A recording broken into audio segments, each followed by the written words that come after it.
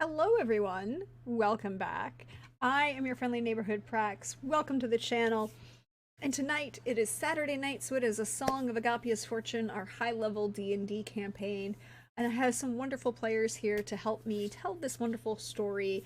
I'm gonna go around, let them introduce themselves, say who they're going to be playing, and let us figure out where. Yeah, I'm gonna ask the question. Who are you most concerned with surviving the Lich? Yourself or any one of the many NPCs. So why don't we start with Chris? Hey, Prox. Hey, how you Hey, doing? everybody. I'm doing all right. My name is Chris. I'm playing Javieth, the Begarale tonight again, and we are headed to combat some undead nastiness in the form of a lich under the, we'll say, blessing of Vestru, the god of death. And who am I most concerned about surviving?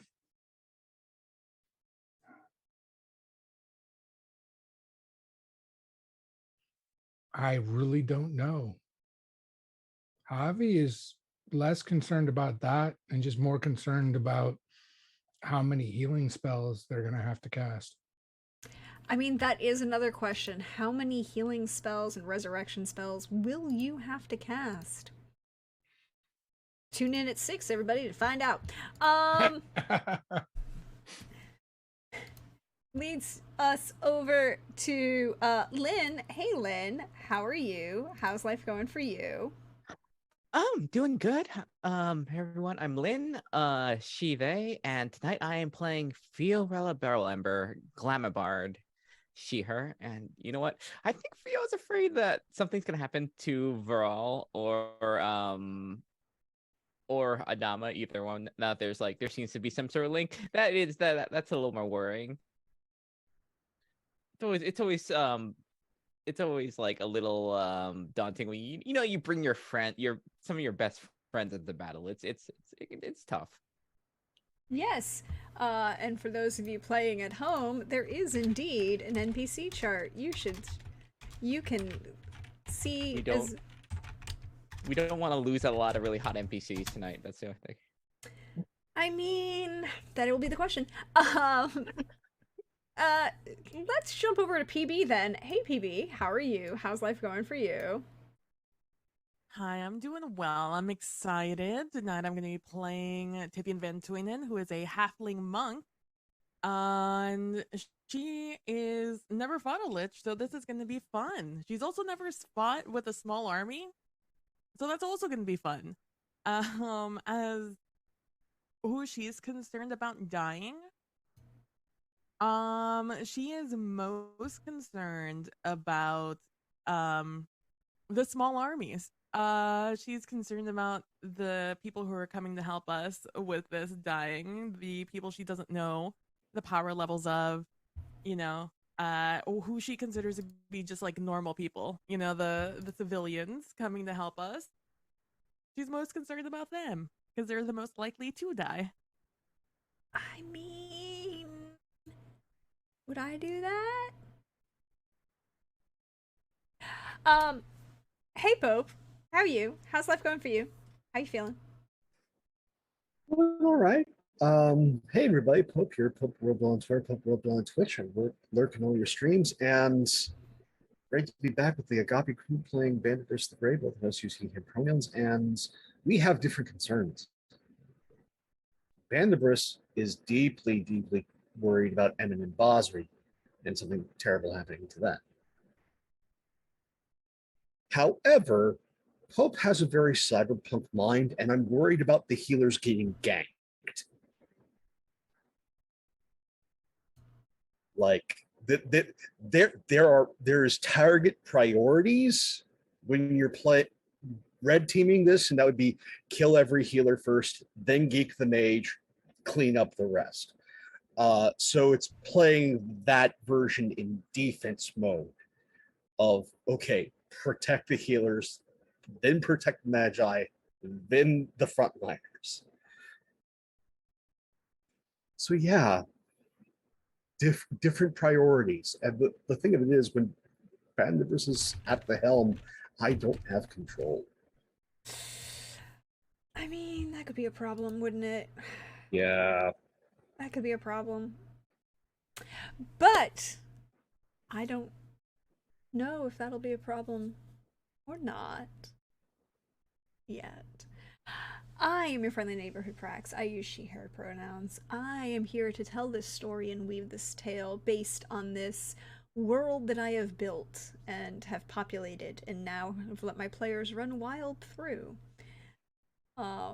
We left off with you guys resting in the city of Darasov, one of the three two dwarven cities that are part of the Empire of Varum. The Dwarven Holy City. You have yourselves outside the main gates. Ooh, hello, I need to hit the record button.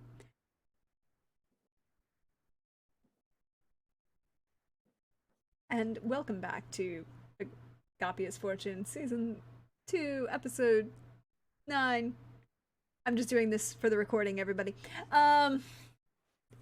We are in the city of Darasov, under the mountains that divide the Empire of Varum from the, well, southern portions of Varum. What was at one point its own country. Hasn't been for a number of centuries, but was at one point. And now you are using this as your launching pad to strike at a report of a lich on the border, well, up in northern Novigrad, across the border, the western border from Varum. You've had the night to rest and recover and figure things out, as it were. But that leads to the question. As the dawn rises, not that you can really tell underground, you can just hear the tolls of the bells ringing out to mark the hours.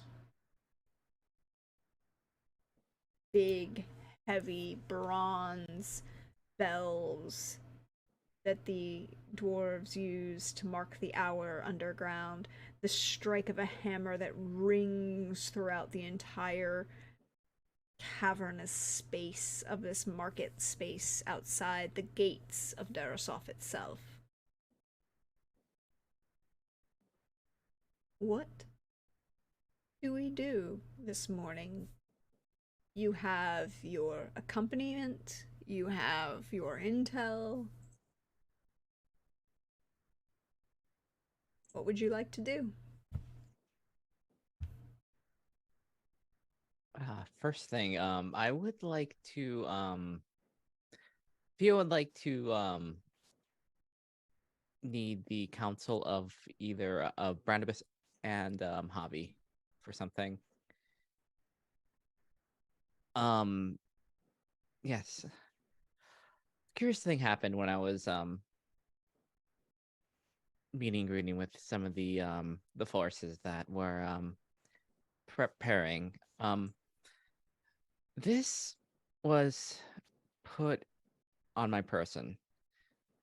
She'll hold up the little like token, religious token or whatever, the little thing, and she'll say, it wasn't just me, it was several of the soldiers around me had them. I mean, they seem innocuous enough. I mean, they seem to bring a certain amount of peace, but usually when this sort of thing happens, it's more of a confirmation, give it to them, say a prayer, that sort of thing. Usually, I don't know if I'm being overly cautious with this, but what do you make of it? Ritually cast detect magic. It's not magical. What's Aurora's? It's an owl. Javi would recognize it as a icon of Vestru, one of the many different ways in which the different peoples of this continent worship the god and acknowledge the god of death, the deity of death. But in and of itself, it is not magical. There's like a smooth patch on the back where the back of the owl smooths into the tail that you could like almost rub your thumb across, but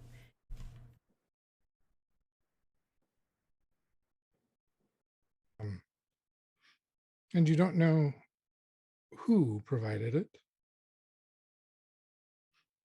I maybe noticed it a little bit too late, but I didn't see anyone walking around. Nor did I see the person that put it on me.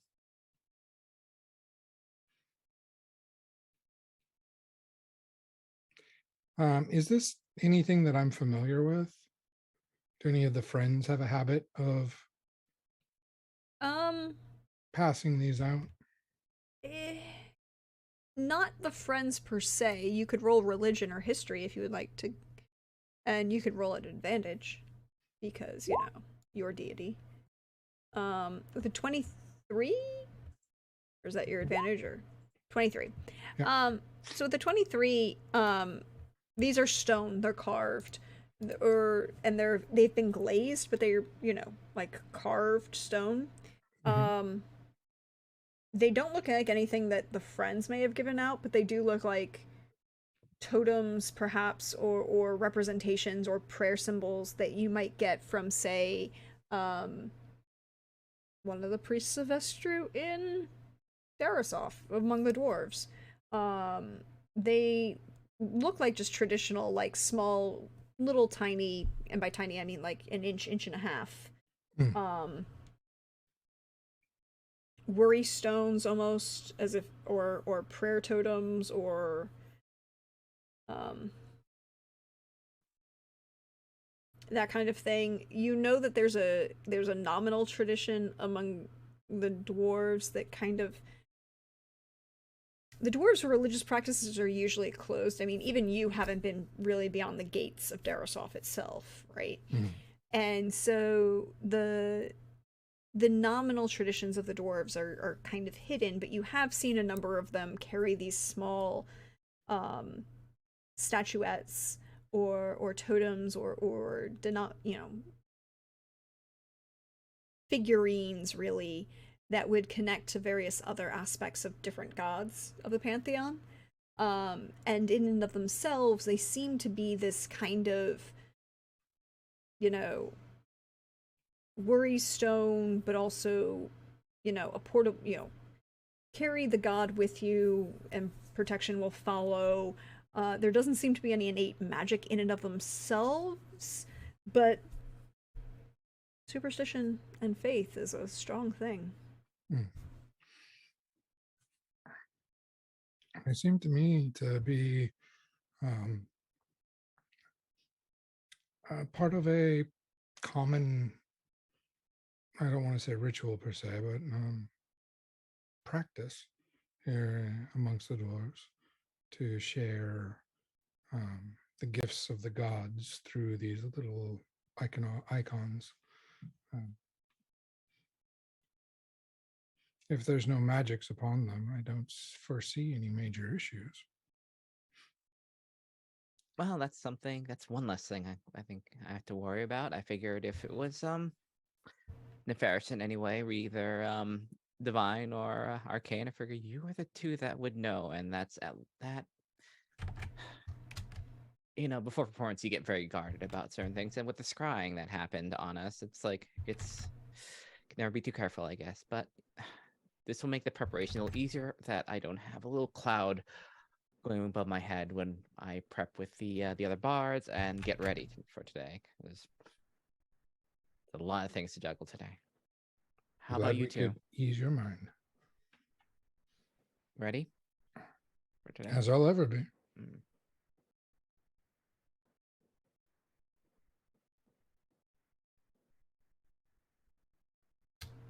So, you are prepared, you are ready. What do you do? We have things ready for using the teleportation circle to go to where I remembered. Yes, you did indeed have those prepared so that you are ready to go where you need to go.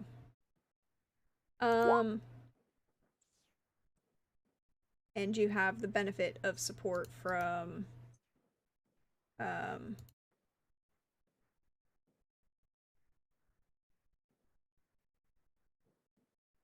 Javi's reports that he has received so about the location and the general knowledge that that provides. So you can. How are you going to do this? Well, there's a number of ways one could attempt. Yeah, because unlike Witcher, you don't have standing portal. No, because the standing portal in D&D is the gate spell, and that works entirely different. Yes, it is. That goes different places. Yes, it and I can't does. complain about being tired. No, you can't complain about being tired. So, but considering everything, the first thing we're doing before we cast that spell is we're casting Mage Armor. Because one, that increases my AC, and two, that means my arcane shield is up. A being natural. But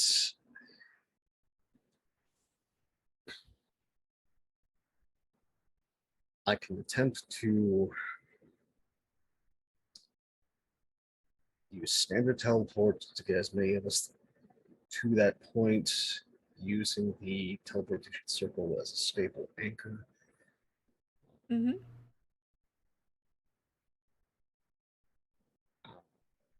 You can. That's probably the best methodology. Otherwise, well, first I need the numbers check. How many people are we looking at teleporting? So, you have a total of 75 that came from Wolaba. You have a total of 35 that came from Durakan with Viral. You have a total of, you know, you guys, Imin, Basri, Ramia, Lorelei, you have a few other, you have like 15 clerics of the dwarves. A couple of them can assist you in casting. Yeah, but they're only going to get like 9-10 people a pop. Mm-hmm. I mean, they can repeat cast, but yeah. Yeah. How many scrolls can we afford? It's a question. Roll a D100. Let's see how much money you got. I'm probably the wrong one to ask about that, but I mean, any of you could roll that to see what you got. Mine has been spent on expensive material components. I mean, I mostly just trade in the material components that people provide me for Revivify and other things because I don't need them.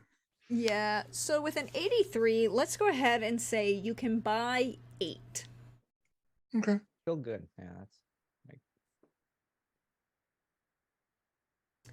You can buy 8 scrolls of teleportation. But that means that that you either need to have Bandabris, you be the one to cast using all of these scrolls, or whoever is casting needs to know exactly where you're going. I assume that Bandabris would have to basically teleport others and repeat cast. That was my guess.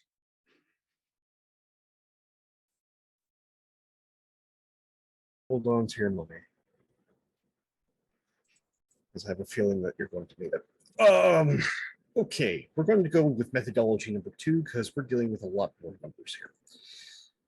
I mean, you don't have to take them all. Take them. So, methodology 2. Because I don't want to cause some sort of strange cataclysm of this plane of existence. Step 1, cast Magnificent Mansion. Yes, I was thinking about that too. It's like, could you? That is step 1. Yeah. Okay. Get all of them into the Magnificent Mansion. Okay. Step 2, cast Wish to move the portal to the location. Move the door. the exit Of the door. mansion Yeah, the exit door. to Yeah. the location. If you need a match, I think Theo had her. No. Theo has. You're hers, going to need set your up. spells. You guys. No. From From the previous night. Okay. Oh, all right. Well, if It's that's just 24 hours, so it's yeah. still has a few hours left in it. So yeah, Not we'll an do that. entire army walking into one room in this Theo- one little inn. Yep. Yeah. Well, Picture it. No. It's a Magnificent clown door Mansion. bed. Scott- It's a clown door bedroom at this point. It's also we're putting an army in Theo's Magnificent Mansion. Yeah, it's everyone through the door, and then Everyone gets. we don't teleport the army. We teleport the door. Yeah. Let us then, because I like to do things in certain ways. I need you to roll the D100 Yep.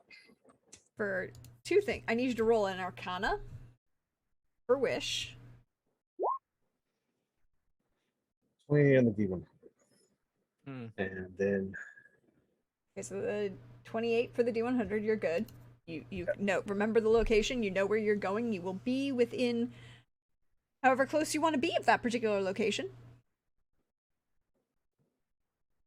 considering the number of trees I want to be on that location, because I don't want the portal in a tree, in the middle of a tree, something else like that. Mm-hmm. That's bad. 20 feet up in the air. 26 on the air. With the 26 Arcana, you feel a slight struggle against you as you move the door. You are able to do so. You are not stopped, but you feel something push against you. And this. Something that perhaps fought back a little bit against this movement of a door to a location. I have a question. I might have an answer. Let's see if they match. If in this contest of wills, did it feel like an individual fighting against me or the cosmos? Nature itself. Nature itself. Well, I'm doing things that are not necessarily designed to be done. No, so that means like reality itself is pushing against what we did. I mean, there might possibly be as if the cosmos themselves did not, or something within the cosmos. Not perhaps planar magics or something that you're used to dealing with, but perhaps something beyond what you know.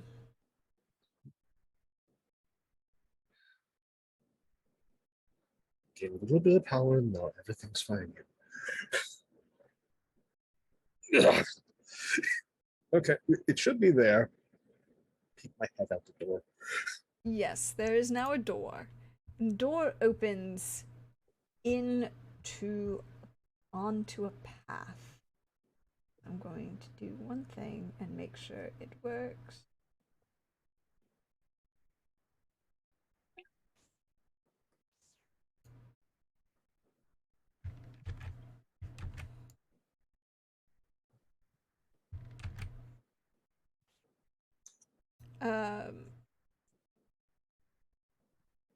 Nope.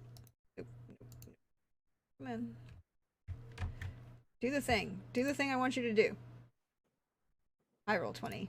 We like you. When you work. You are... Alright. Unfortunately for the players at home, it does not seem to be able to shift, but I will be able to shift the wonderful players on to hold a second. I want to do one thing.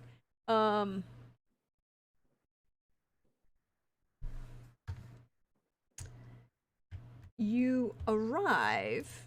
I want to make sure I put the thing so it's nice and big and cool. You arrive onto this place in the mountains in Novigrad. It actually looks like the junction of four pathways between these glacially moved boulders or carved from foreign rivers. Deep, deep crevice that goes high above you, maybe 10, 15 feet. Not that high, actually. You can see the top relatively easily. You can also see immediately as you look out the door, a number of walking around skeletons. And to your east and north, there's another path that goes south and east. There's a path you would come around outside this door to your south and west. You see a large number of brambles and thorns that have spawned across the entire path, kind of connecting these two rock formations that have formed as the canyon. And then there's another path that goes to the north and west. You see as you open this door, because again, you have very decent perception, these skeletons are pacing almost. A sense of on patrol, perhaps, aware, alert.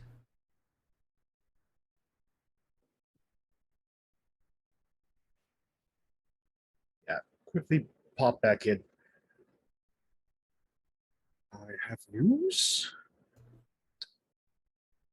We're definitely where we should be. That's good.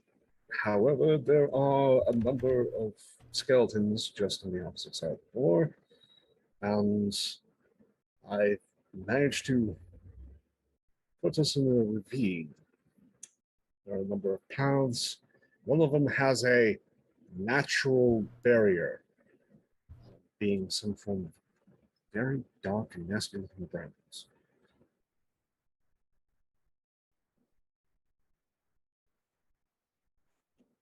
So that's the situation.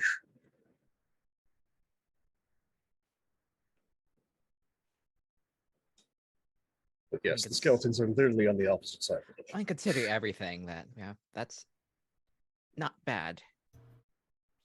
We are here, and there's skeletons, and if we'll find which we were expecting skeletons, weren't we? Amongst the other things. Yes, but they also look to be on patrol. So as soon as we go out, whatever is waiting for us is going to be over here.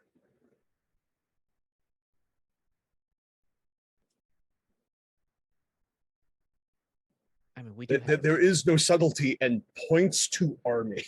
Yes. And she'll look back. It's like, do we need a little more preparation, or is everybody prepped and prepared? There seems to be a response of everyone being ready to go at your command.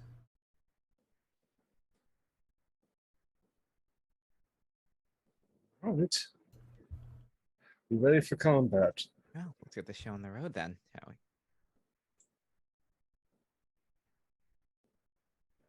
I guess we start popping out.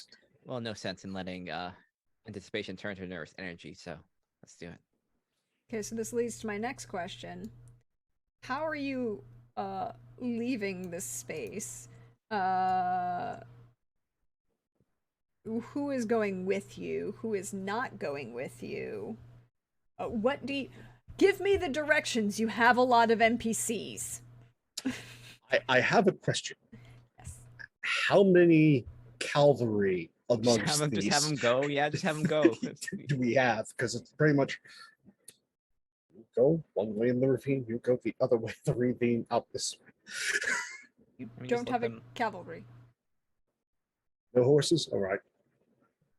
In that case,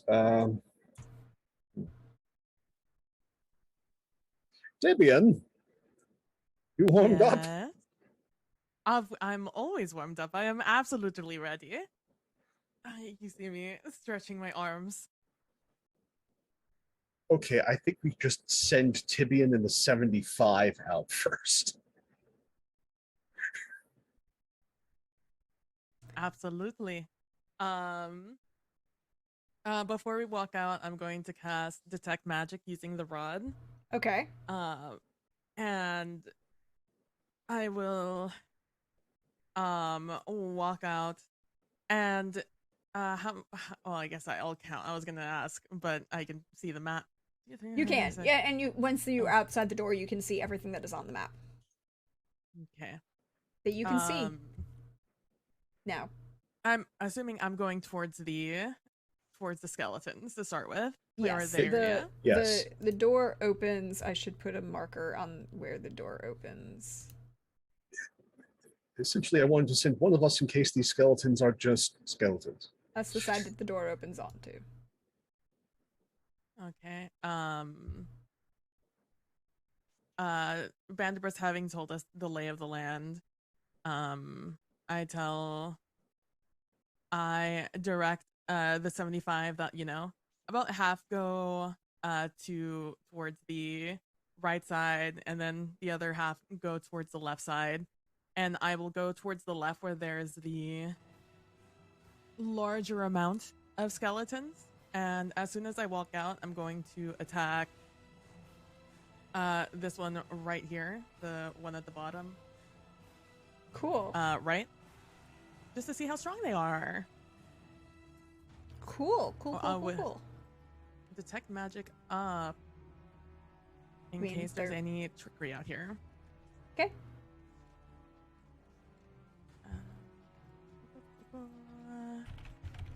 That's the wrong one. This is the right one. For 29.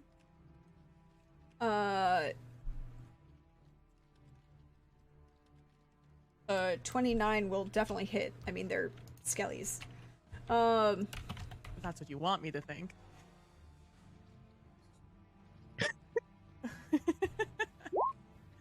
And it'll hit for 14. Yeah, go right ahead. For 14, that will take out that one. Oh, okay. Easy mode then.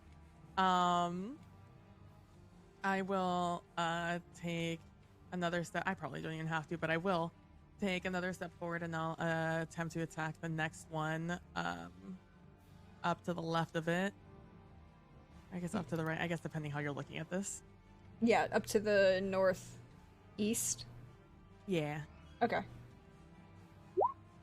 for 18.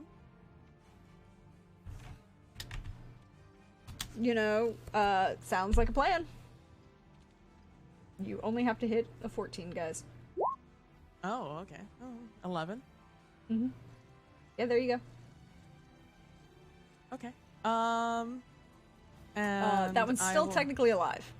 Barely, but alive. I won't spend any key points or anything. I'll just I'll let it be alive as I allow the army to move beyond me. Okay. What I would like in that case, if you would like them to start attacking, I need each of you to just roll a straight d20 roll. And we'll give them a standard and we have the standard modifier d20 plus 5.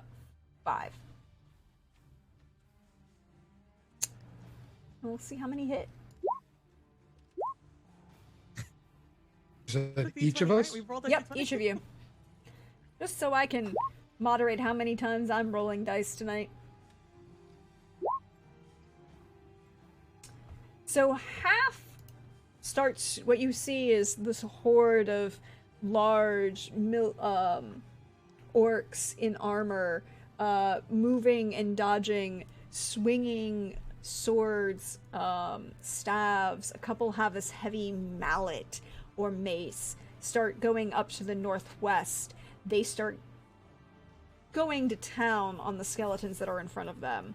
A number of the troops from Baraka are a little behind just because of larger people go in front rule. And these human troops from Baraka move silently out and start shifting towards the southeast. It's slow going, but they seem to be paring through these skeletons at a pretty decent clip. You're moving through large numbers of them at this point, and you can hear the crash of weapons against bone, against armor that's been aged and weathered and left out in the rain and sun to rust. You can hear the shatter of these ancient weapons that seem to have no purpose or functionality. And it's a slog, however. It's not about can they do it. It's about how long it will take. And it seems to take 10, 15, 20 minutes before you can start to see a clearing space of the number of skeletons that are kind of surrounding this area on the outside, and you hear a break and a pause and the number of crushing and shattering of bones. It will be a full... Here we go. What? Amount of time before you end up finally clearing the path to the northeast and to the northwest, or to the southeast. And you see a number of your army of squad of 75. There's some light injuries. Some people definitely did better than others. But for now, you have 2 successes on your military tracker.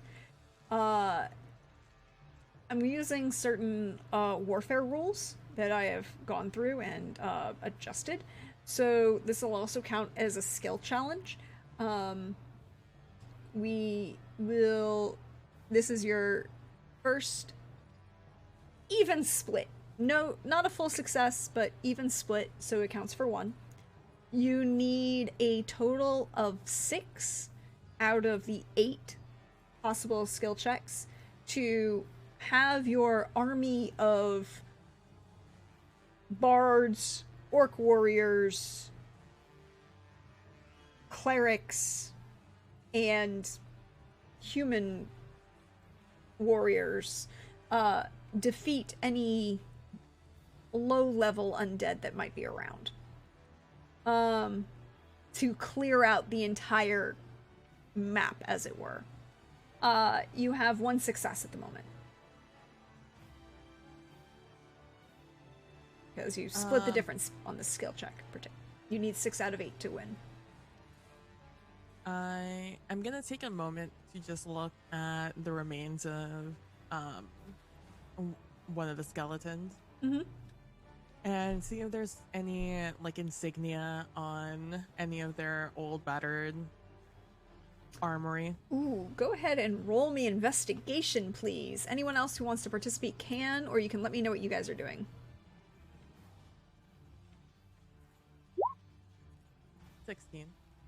16. With a 16, there doesn't seem to be any insignia, and in fact, the armor that you see doesn't seem recognizable to you. It's ancient. It doesn't look like anything that you've seen across any of your travels this date. Less iron and more bronze in the chainmail and breastplates that you see. Interesting. I'll take a little like chink of it and throw it like in my bag, just for future reference. But I will continue on as I'm walking through. I'll just congratulate the people who fought and be like, good fight, blah blah blah blah blah, and stuff like that.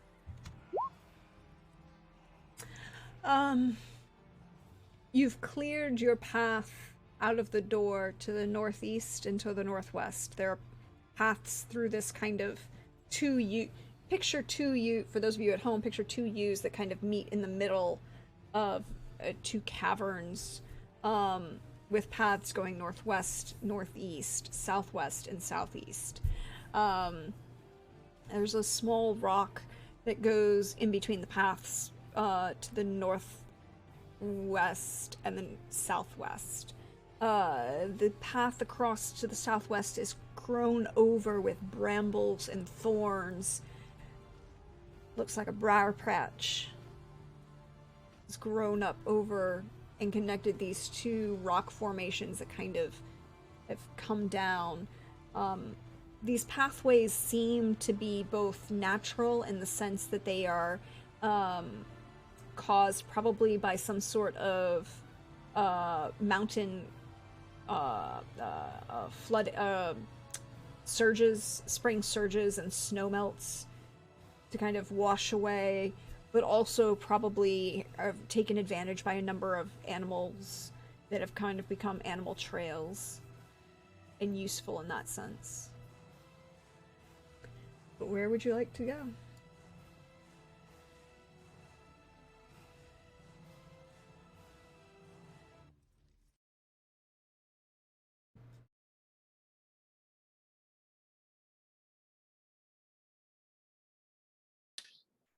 Well, we need to get everybody out and fan out. So probably surge forth to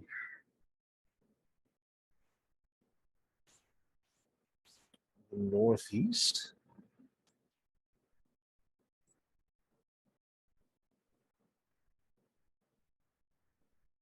Because if there's a good bit of, if the south has like brambles and stuff, those seem like defensive positions. We don't want to clash into them just yet. And we do need to get these Everybody our else forces out. like clear out of a bottleneck as soon as we can. Yeah. And try and get to high ground as quickly as we can. Yep. So you're going up the mountain. Yes. Hopefully we'll get a vantage point. Who is in the lead? I will go in the lead.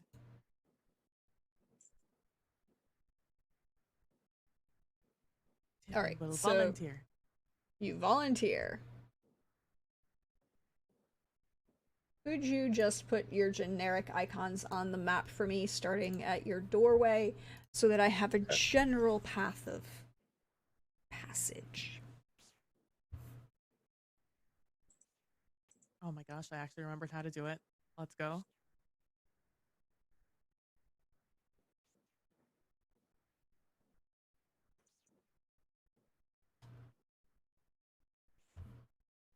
So you're going to the northwest, am I understanding? North East. Northeast. Cool. Good to know. Thank you very much. All right, so you proceed, or northwest or northeast? Northeast. East. Okay, so Tibian is going northeast. All right. Could you roll me a survival check? No. You have to start at the door, Bandibris. I know, I'm getting there. He's old. You have to give him time to walk down. Not that Bradmus isn't old. Your token isn't old, just you. It's the mileage. Mileage may vary, yes. Hey, you teleport all this stuff and move against the cosmos and see how quick you are. Don't worry, everybody. Like Tibian moves very So fast. Tibian, It's like as the you Flash come calling out, people as you slow. kind of clear, there's a small like quasi-circular path that just kind of you can glance to your right from where you are. That isn't really a path. It just kind of opens into a slight opening. A number of trees have been kind of felled there. You can see a bunch of brambles. The path continues to your north, and there's doesn't seem to be any further blockages around this large rock formation. You can see the beginning of the air here is cooler. It's heavier. You feel the weight of it around you.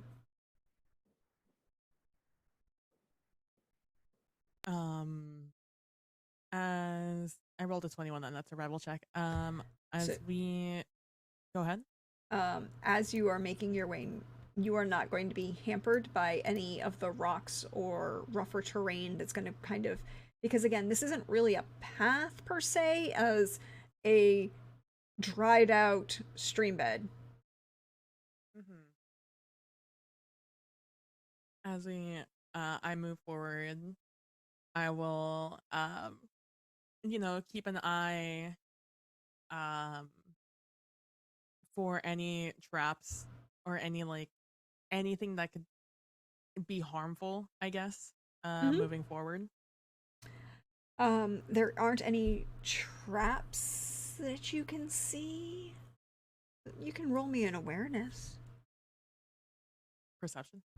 Perception. Wow, I will get used to this. I will get used to this.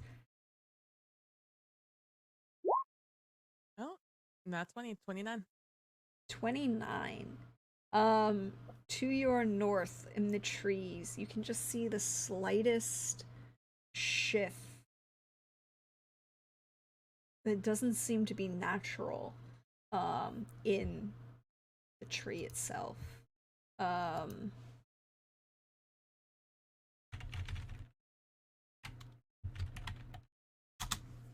You see some of the shifting darkness and lights. You don't see anything that really looks like what I'm looking for.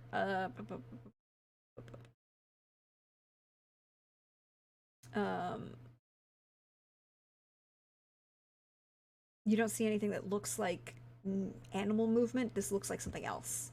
Something perhaps less than normal. Floating and dodging and weaving. You can't quite make it out, but you know it's there. And it doesn't seem to be if it's dodging and weaving, it's like moving ahead of us basically, right? It's just moving. It's in just front of ahead of you us. and perhaps trying to keep an eye on where you are or what you're doing.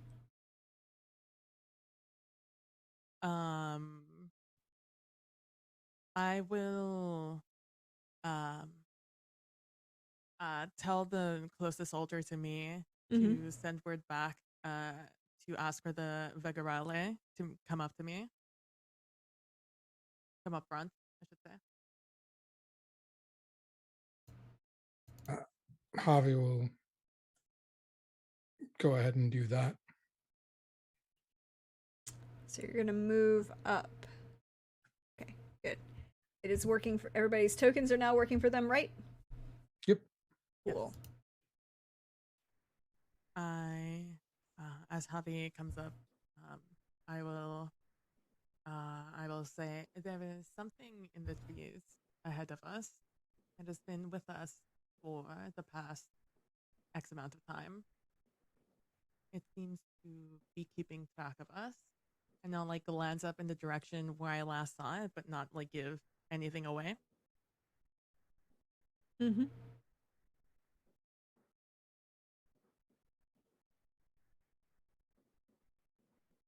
About how far is it? from where you guys currently are, Mm-hmm. 35, 40 feet in the tree up to where you can see just on your right hand side the number of trees up to your east. Okay.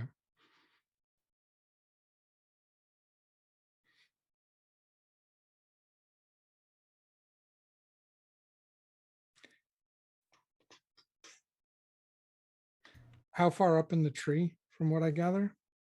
Um, a substantial amount, like mid or half, you're not quite sure from this distance perhaps how tall the tree itself is, Mm-hmm. but not close to the ground, maybe a third of the way up.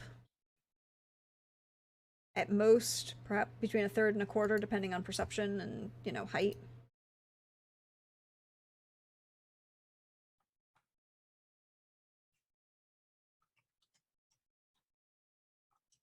Okay.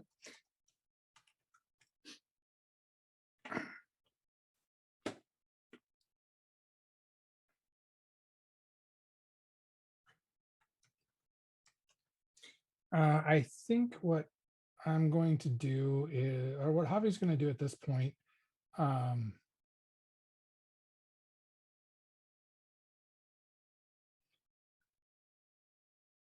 Javi's going to step into the shadows Mm-hmm. of the cliffside and use shadow step Mm-hmm. to appear in the shadows of the tree.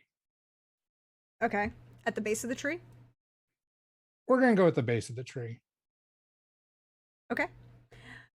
And there's no roll for that, so you just kind of, what does it look like when you do this?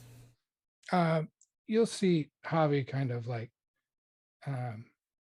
pulls his cloak around him, but not the hood up, and the muted colors that he wears blend in with the shadows that cascade from the cliffside or from the ravine side, and slowly envelop and wrap around him until he disappears from sight. And then almost in reverse, he kind of steps out of the shadow as if someone walking out of like a fog bank at the base of the tree, looking up at whatever it is that was following them. Cool. Cool. I love this for me. And I love this for you. Well, no. I love this for me. Uh-oh. Nope. I hate You this might for not us. love it for you. Hey. Hey. I need you to roll initiative. Because he's gonna do a thing if it can. Where did his initiative go? Oh, duh. I need to go to the right thing so it works. Thank you for the follow. And you look up and you can see just this skull with two large piercing eyes that kind of flash and flicker in the firelight.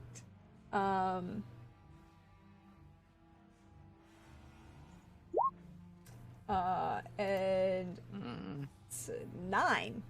It's great for that wonderful, wonderful friend.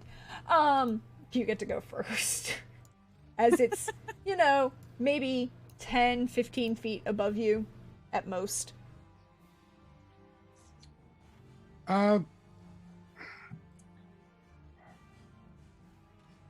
Javi will basically just how big is the tree that's up there? I mean, it's a Or the large branch? it's a large, like heavy tundra tree, so it's looking up it now, you're pretty sure it's between 120, maybe 130 feet tall.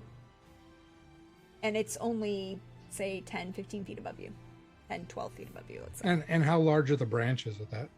Where you are at the bottom, it's not a pine tree, so there's like maybe a large enough branch that you could, the branches are sturdy enough at the bottom where you could actually climb this tree. The lowest branch, however, that would be strong enough to support perhaps Javi's weight is maybe, within reach distance of a climb speed. Athletics check to jump and grab it. I think instead I'll use my bonus action to shadow step on the branch That works nearest too. him.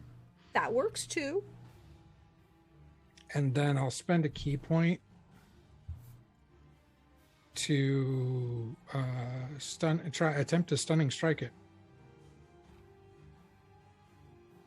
That seems like a good plan.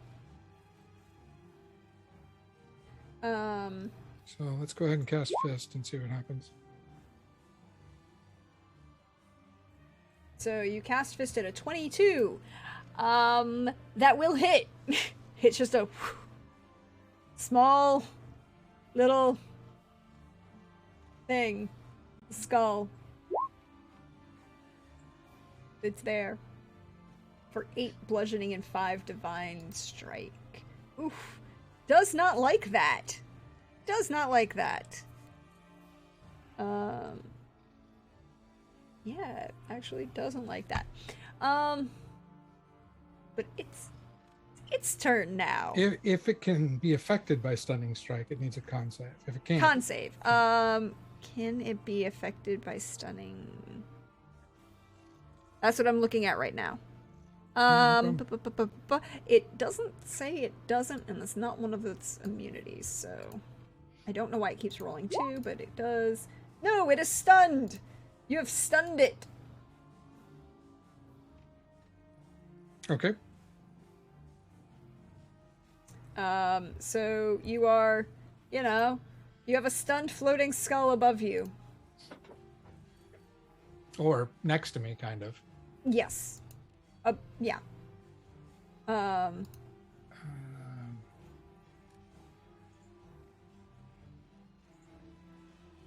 Let's see here. What exactly does that mean? It means it cannot take its turn. Okay, great. No Can't action. do There we go. anything. Yeah. It's stunned. How hurt does it look like? I mean, it felt that, 13 points of damage. It looks like it chipped a little bit more than its regular tooth, but,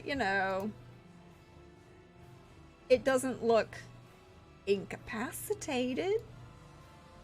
And these things seem to be basically like minions that kind of scout and can cast spells, right? Based on your prior knowledge, probably. Okay. It also looks like it could light things on fire. Hmm. Now that you're up close and personal with it. And then, yeah, I will go ahead and cast Fist again.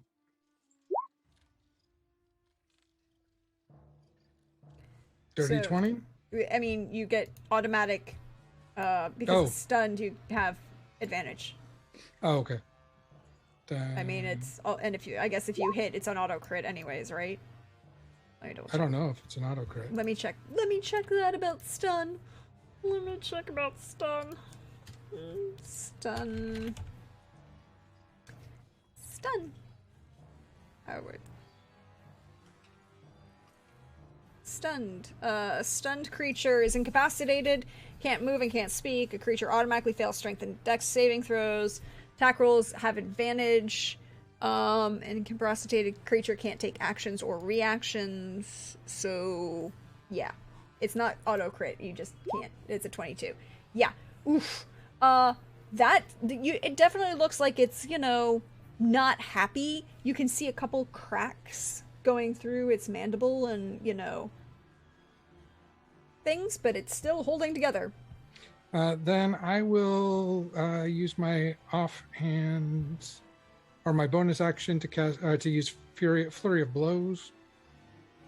Yeah, that might look at work. And Then we'll come back to Is that everybody just else. one attack? It's no, you have to roll for each attack that's part of the flurry of blows, but it's one key point to Gotcha.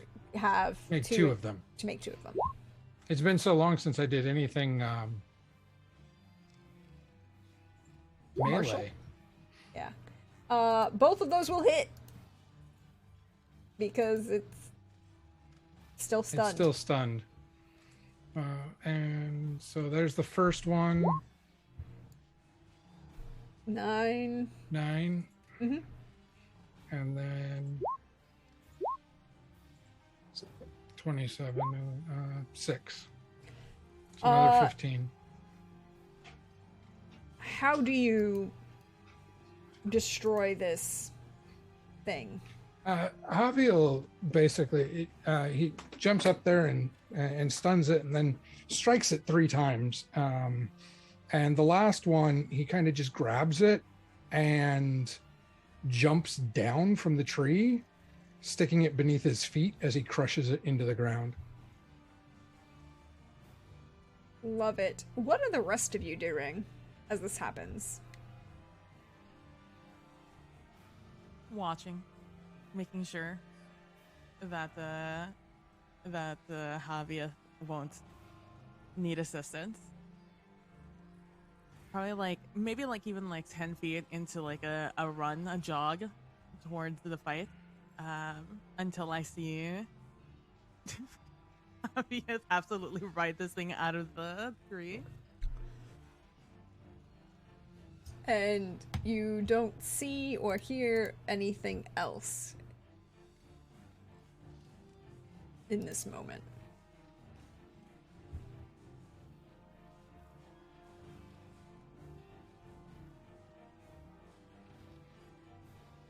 I will laugh. Maybe will laugh a little bit.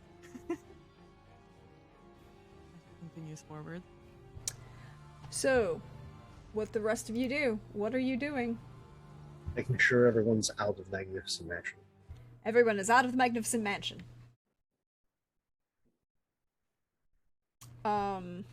That counts, by the way. Javi, that, I'll count that, successful destruction of that Watcher, second success out of your 8 that you need.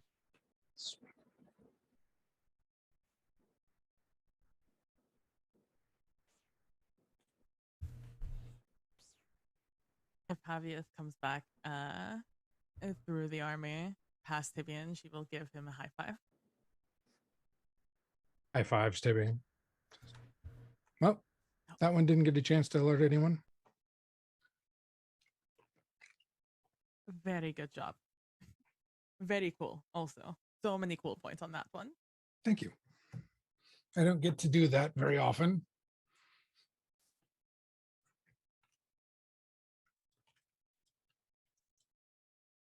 So, I'll spend a second to just be jovial with Javier, and then Tibian will go back into serious lookout mode as she moves forward.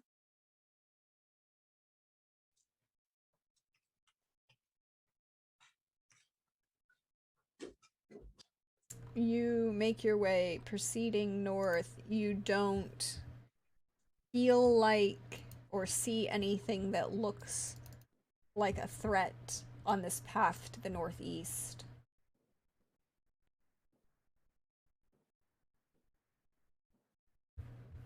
As you make your way further up.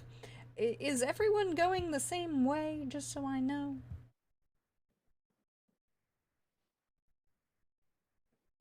Yes, but trying to avoid fireball formation. Trying to avoid fireball formation? Like, why would you think that there would be a fireball formation? I mean, I think that that's just... I mean, there was something with that. Okay. The skull that was on fire. So the idea of there being a fireball is not out of the question. The 2 most popular schools at the university are conjuration and evocation. Fair. So, not in fireball formation, please. And Fan out. Yeah. And once they get, a good height-wise up, Tibian starts looking for a a position that would be good to like look out over the area that they came in from? So as you make there's a point where you get to that's just about above where you are, and you can see out down the mountain towards the fjord in the distance. Um, you just see the large, you realize that you are probably about 2/3 of the way up the mountain at this point.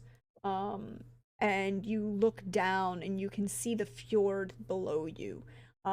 It's the break in the trees and this large expanse of water going north and going south of where you are as you look out. Well, yeah, is where you look out. Um, you see the shimmer of light play across the water and across the trees. It's still warm in the weather is still good. It's late summer.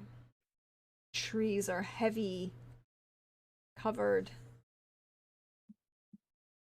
There's plants, greenery. You can hear the call of birds. You can hear other sounds further out.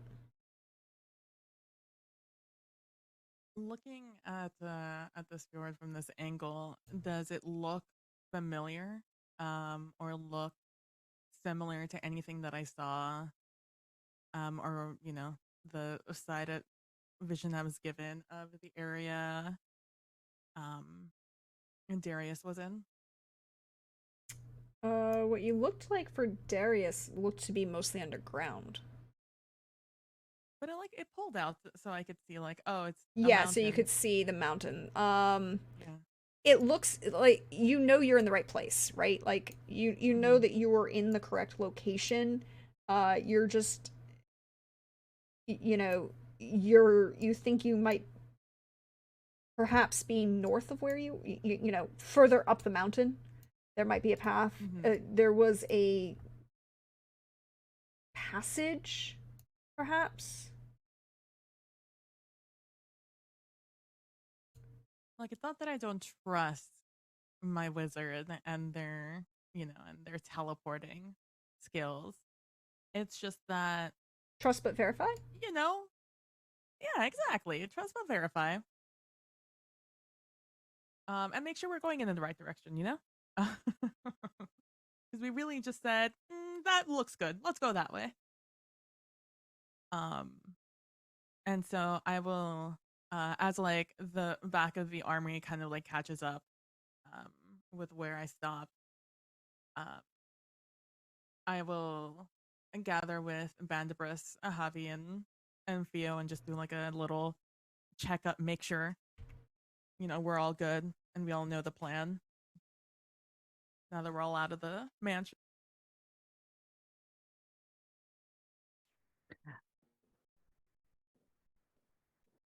Everything consistent with what you all saw.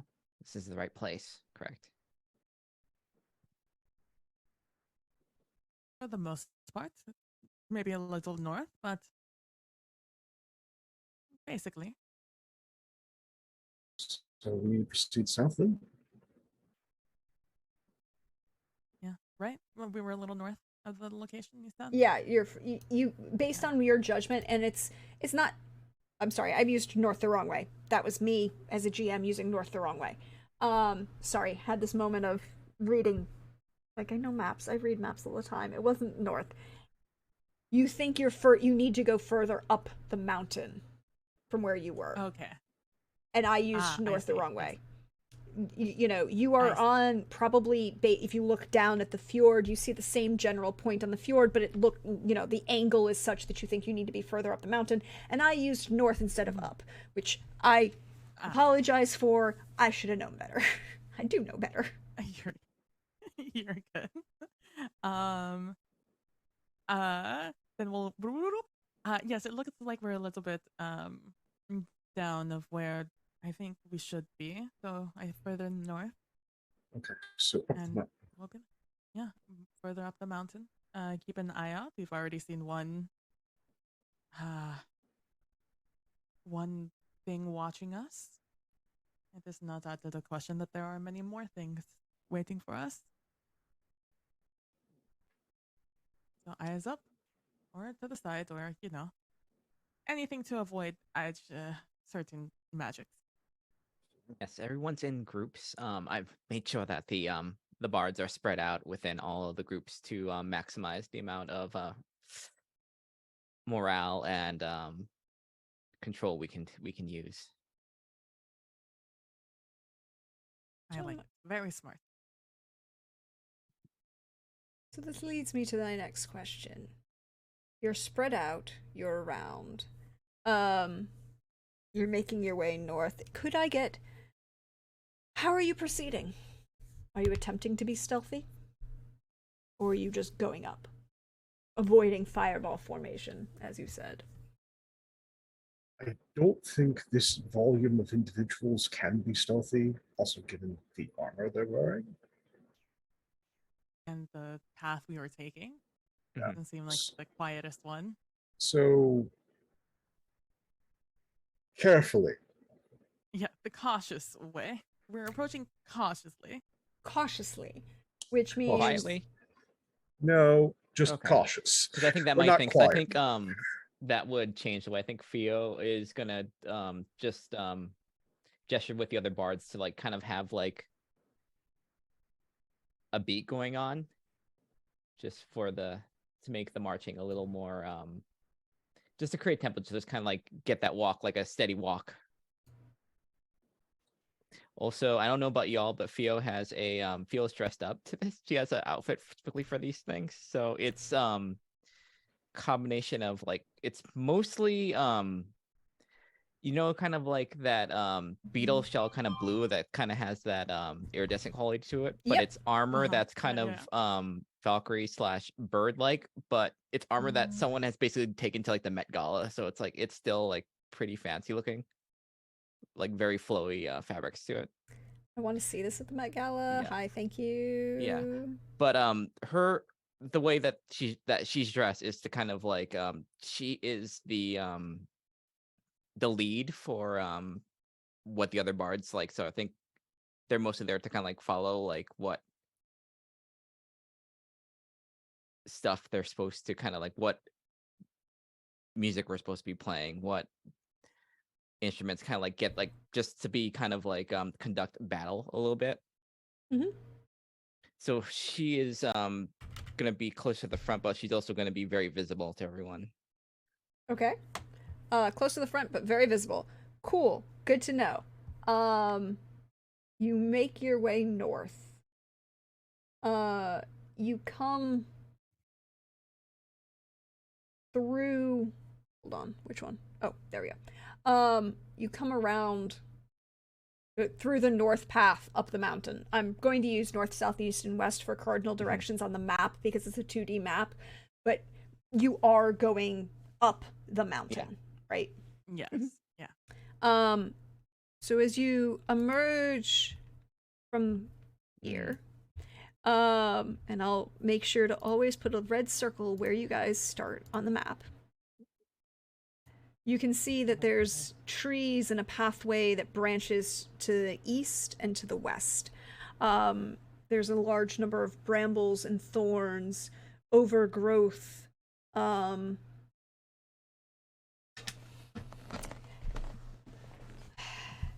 I get everybody to roll me an awareness, please? Or perception. Perception. I'll remember it someday. Someday. But not this day. 27. 11. 29. So to split the difference,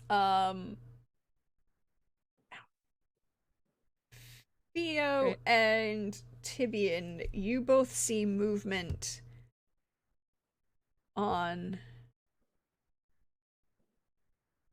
Hold on, where'd it go? My own map. To the north of you, amongst the trees, up where the road forks between north and south. That wasn't what I wanted to do. Okay. Right. But yeah, you see movement up here. You see like something's trying to hide in the trees. and more than one. Indeed, perhaps quite a few.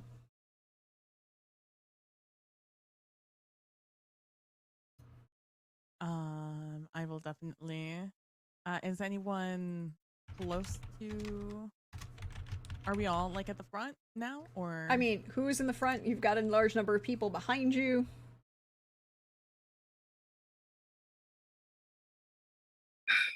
Just because the possibility of being counterspell, I'll be up front. That's fireball. Avi will be more towards the back because he can move pretty quick. Actually, more towards the middle because he can move pretty quickly in a variety of directions. Then Tibian will turn and look at Abandabras and slow down her pace a little bit, and she will say, up in the trees ahead of us, there seem to be a few things awaiting us.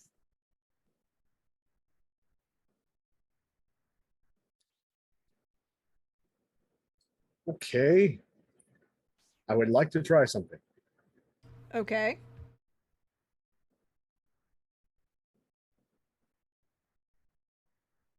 Ranged combatants, loose, and then you use essentially ray of frost to target To the target. location.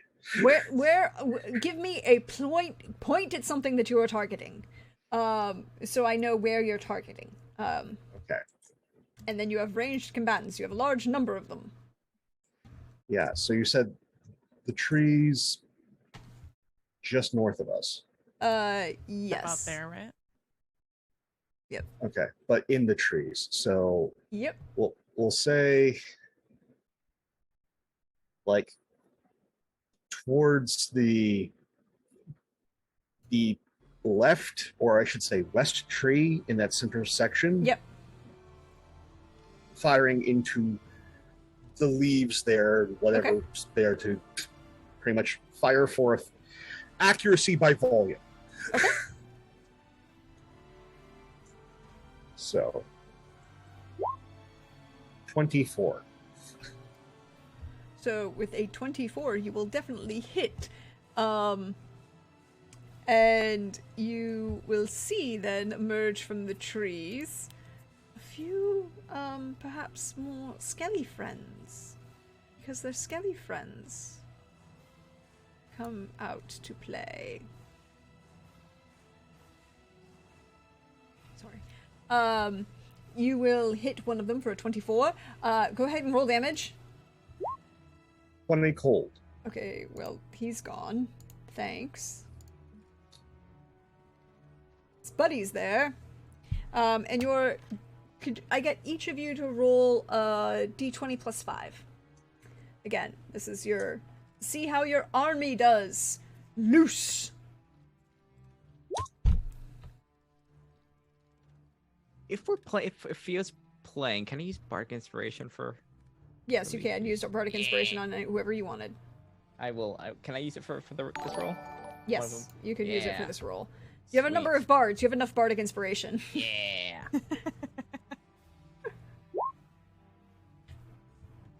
17, 15. And then +5, and then the. Oh, that's not. That was good. I said 45, and that was. I'll just say. I'll add that to it. Oof, 28. 28.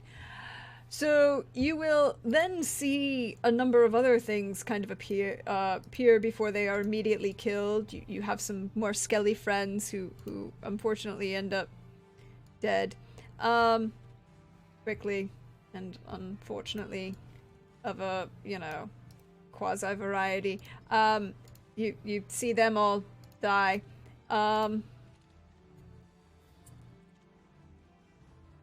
So that counts as two successes. So you are up to a total of 4 out of your 6. However, It's now my turn. And unfortunately for everybody, not everybody was seen. Because apparently they stealthed really, really well. So we're going to have a figure come up out of these rocks. And yes. This one here. Hold on. Right here. And onto the... You want to move on to the appropriate layer on the map. There he is. There it is. There's a that skull. Skull. Yeah. There, and another Uh-oh. friend emerges, coming from the trees actually behind you. Because they rolled really well. A large friend that, What's that? yes. Oh. A large friend that should be a little bit larger. there it is. Ah, That, Tibian recognizes. Kind of. Oh no. Oh And, no.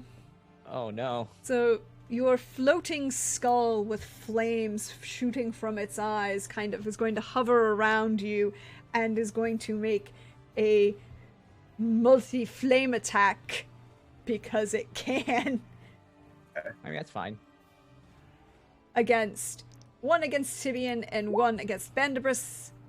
So an 8 is not going to hit. And an 18 against Will hit me. Bandibris Yes. will hit Oh, Bandibris. No. however, hits the barrier first. Okay, so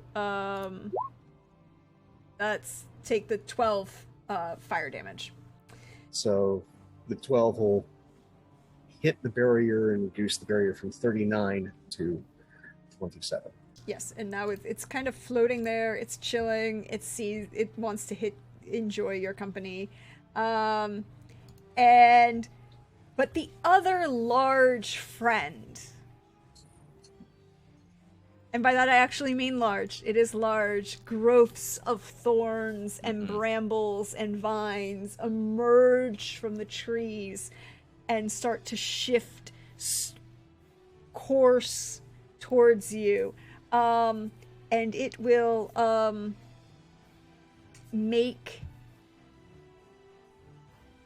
2 attacks against Tibian. Oh no, it knows its enemy. No, it knows its foe. And it has advantage. So a crit 27 Use my reaction. to make it No, to move my barrier so that it absorbs that hit. so it'll take the crit. It will take the damage before it busts, Okay. and then anything that spills over will hit Tibian. Okay. So then we'll roll that damage first. Because I think that's going to be important. All right. So that's 2d8 48 plus 4. I'm gonna roll it this way. 4d8 plus 4. 24 points of damage. Woo! To take out probably a big chunk of that barrier. Yeah, it's down to 3. Yeah, this very large, hulking, thorny, wasting, and you can smell it in the air.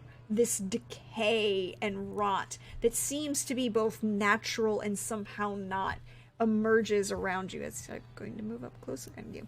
And then he's going to make his second attack, also at advantage, because he gets to do that. Because he's a friend, right? He's friend shape as a 21 to hit Tibian. Yeah, that hits. For 2d8 plus 4. Alright, and then I need you to make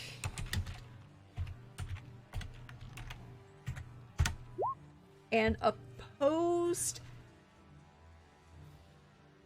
Oh no, I need you to make, you are now, unfortunately, grappled, because it hit you.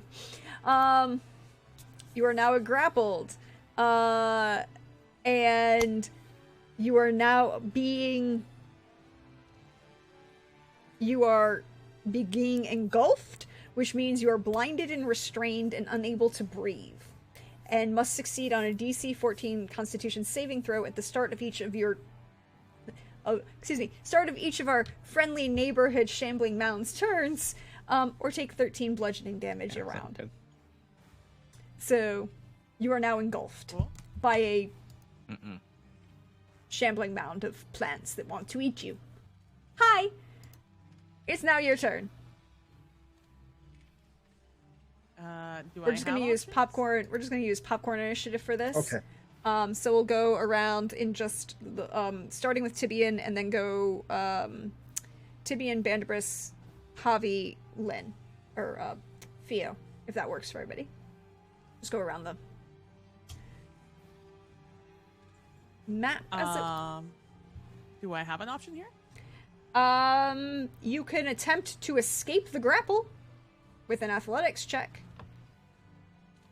but you are currently restrained. Can I make an acrobatics check instead? Against their athletics. Is that an option for you to do? Do you have a do you have a thing that would let you do that? I'm going by the grappling in the book. Oh yeah, because I then the grapple. Yeah, so I you can have a make thing. you have the thing. You can make you can make an acrobatics check. Yes, against its athletics. Like, trust me, because I look at it all the time, wishing I could be the one using acrobatics against their stuff. A 31. Which you should be able to do, but In the rules, escaping grapple uses acrobatics. yeah, to escape the grapple you can use acrobatics, but to grapple you have to use athletics. 15. No, you're good. You can break the grapple, and not you are no, but you are that is your action for this turn, to escape the grapple. So you are no longer suffocating. Yay! Aren't you glad? Yeah. He just gave you a big ol' hug. A big ol' hug of vines coming around you. Is there anything and because you were restrained, you can't take bonus actions, and you can't, so that's your turn to escape the grapple. Can Bandibris. I, with my free action, can I just give it the middle finger? Flipping the shambling mound of bird is a free action. Okay, I will do that then. Okay. Yes, Bandibris, there is a big old shambling mound. I'm within its reach. Yes, you are, but it went after Okay. Tibian first. You are in its reach because it is a large creature and has reach. Yeah, that's legit. Okay.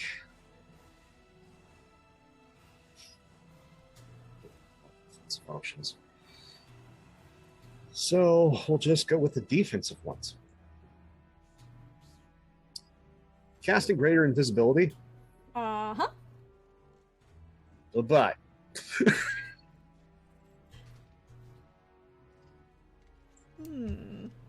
Actually, no. I'm not casting greater invis. Banishment. Go away. You're going to banish the shambling mound? Yes. Aww. But it Be gone. belongs here. This is its home. It's entirely natural. What does it have to roll? DC 21 charisma save. Okay, look. It's a shambling mound. It's not charismatic. Be gone. It doesn't have friends. Well, it has friends. You just Be don't gone. know them. They live in Canada. Or, other forests. Look, it's not going to succeed on this. Be gone. That's a -3. That is future us's problem. Let's deal with the skull.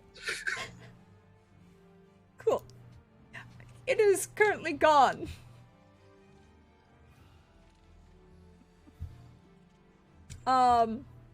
Javi, and then Lynn, or Fio. Javi and then Fio. Javi, then Fio. There's a floating skull in front of you. You took out all of the skelly friends. Javi will Use a first level spell slot and cast Guiding Bolt.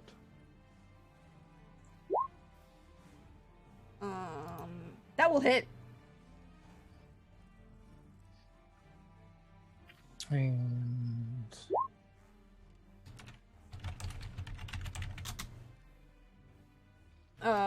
And then did 20 radiant. 20 radiant damage. Ooh, it did not like that.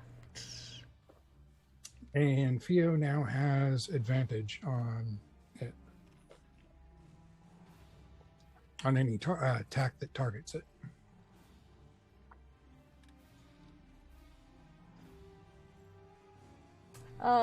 Yes, and Theo has advantage, or has advantage on any spell attacks or melee attacks, but not AoE. Correct. It has to have a to hit roll. Yep. Theo, you're up. You have a bright, shiny, really shiny floating skull with laser eyes.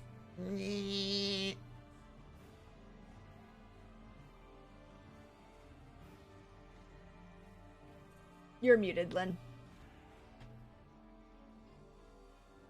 Oh, I don't have anything that like I'm unfortunately the person that you don't want to give that to. Well, technically 'cause it'll I- remain until the next attack that goes off against it hits. Oh. Or not. Yeah, if you don't use one of those rolls, then you don't use up the advantage. Mm-hmm. If it gets back around to me, it's wasted. But there are two more people. Yeah. You know, I will let that go. But how Tibian, you're how are you looking? You got a little damage? Yeah, it took a little bit of damage. Yeah. All right, you know what? This is the first act. This is the opening act. So let's get ready for the main thing when that comes. So I'm gonna give you a level 2 cure wounds. So I think everybody should be able to like destroy this thing. All right, so that's gonna be shoot, everything is cure wounds is. All right, 2d8, so okay. cure wounds. 2d8 2d8. plus mine plus There you 6. I will take it. 15 points. 15 points of damage. Healing damage. Healing, yes. Healing. Lovely healing damage. All the healing damage. 15 points of HP. Back to you. Yeah. Back to you, Bob. We can see you again. Back to the beginning of the round. Which means So- it's my Scully's turn. Skull. Oh, and then I'm just gonna. Yeah, no, that's fine. Yeah. Like 5 feet off the ground, that's fine.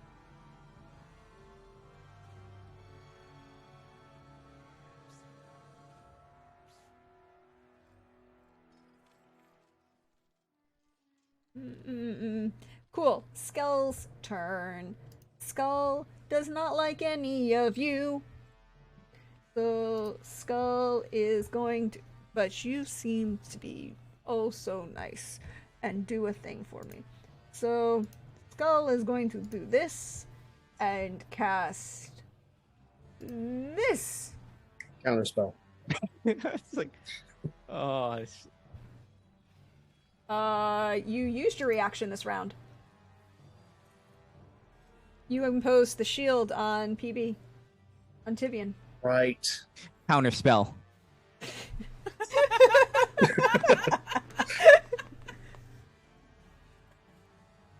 Fair enough. You get this one. I'll get the next one. Amazing. So cool fact. It does not get to do that part. But you want to know what it can do? What it does get to do? It's What? shoot fire at us again. Yeah. Because you okay. It still gets to make a flame ray against your face. So it will make a flame ray against Tibian and 1 against Vandivers. Oh no! Oh please, please, please don't hit Vanifers. So it's a 21 against Tibian. Oh god. Mm-hmm. That hits. So that is 10 points of fire damage. Okay. And 22 against Vandibris. 22. So here. Shield, my AC is 23. Okay, so you do not get lit on fire. But Tibian is a little hot right now. In not the good way.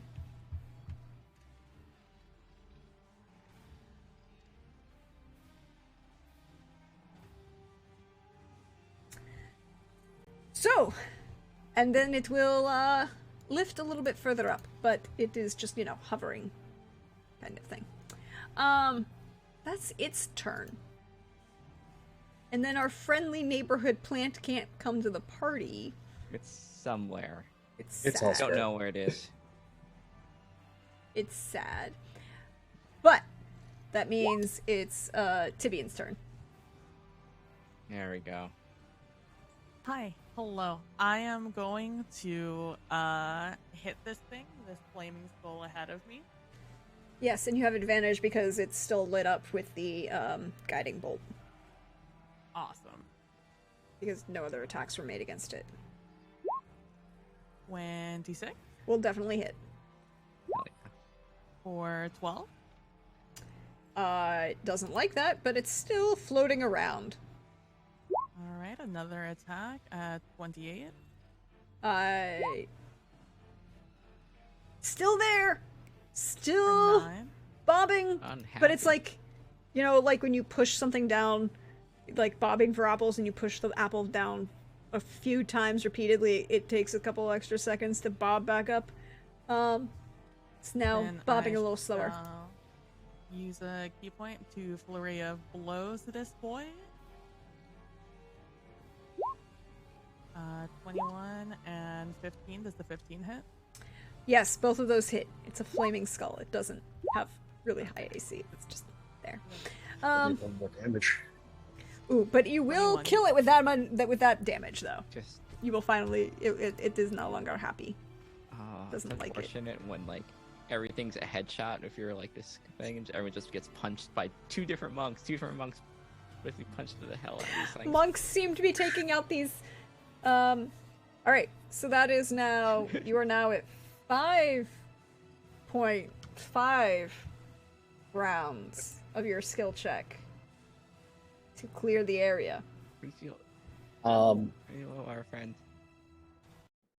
Heavy fighters, ranged combatants. This thing will come in Everybody's in less than a minute. Please prepare around this precise area to murder it. everybody stand around this 10-foot circle and get ready to just. It's like, going to come back right here, 3, right about. 2. No, I'm just kidding. Go ahead, each of you. All of you can roll attacks against our big friend, the Shambling Mound. 1d20 plus 5 or our actual Your attacks. actual attacks. Roll your actual attacks. If this feels mean to it, but I'm gonna viciously mock it as it is like skewered. That's what I got. It's already this not is- I think- charismatic. I think it's just like it's a look. It's not a word. It's just a look of disappointment. Where it's like this thing just comes up and just like this I'm was sad for it. pathetic. Like Hit it for 28. So cool. All of those will hit. Right? All of those hit. Because it's a big old shambling mound, but it does have natural armor. So you needed a 15. So 20, 20, 22. That's Half damage. Alright, so it takes a little while. Like, it takes what amounts to 3 rounds for you guys to get your rest of your crew to finish destroying it, because you realize that it doesn't do that. Fire and cold don't do as much as you think it does. And it does going to roll 3 attacks, not on you in general, but just in, you know. One. Oh, well, somebody got real unlucky. Yeah, someone got real unlucky. And this is more to gauge how much damage you're accompanying. Oh boy. Okay. Okay. So, you know, a couple of your individuals are damaged, so you'll I'm going to have 1 success on my end. Thank you very much.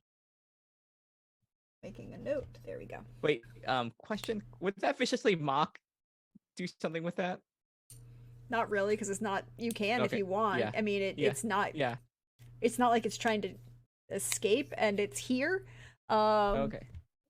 No, because it has the thing where it makes it nullifies an attack, like it makes disadvantage on attack. But I guess it's that first one. Yeah, it's that first one. It can't fail any further than it already has. Yeah, it can't fail any further, and that's its attacks for the entire how 3 rounds it takes for you to kill it. Kill it.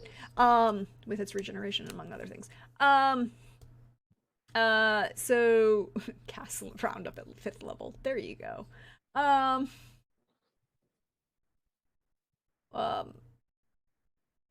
So now there is nothing here for you to worry about.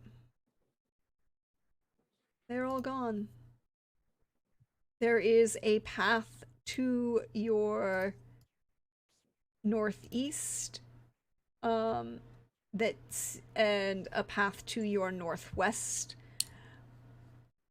and something a little odd to the northwest, but you'd have to go look amongst these trees and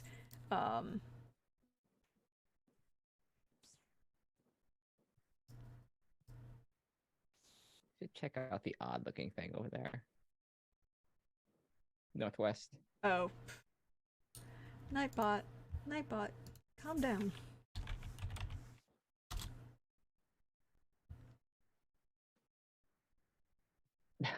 Nightbot. Ah. Nightbot's going, hey, you Nightbot can't be is- this excited. You need to bring it down. Yeah. Yeah, well, you wanna check out the whatever that thing is.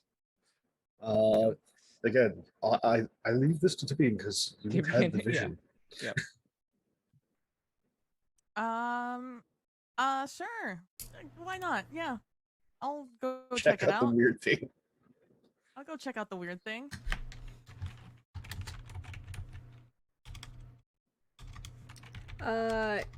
Go ahead and roll me Where are you going? Describe this as you kind of come up this path to the. There's one to the north that branches to the west, and one that branches to the east.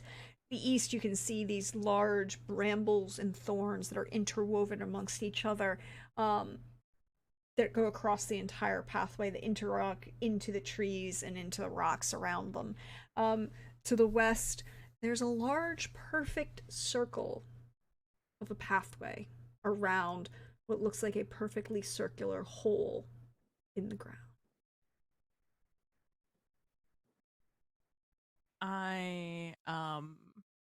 Tibian will, start walking after, seeing the brambles and knowing that there's a path northwards.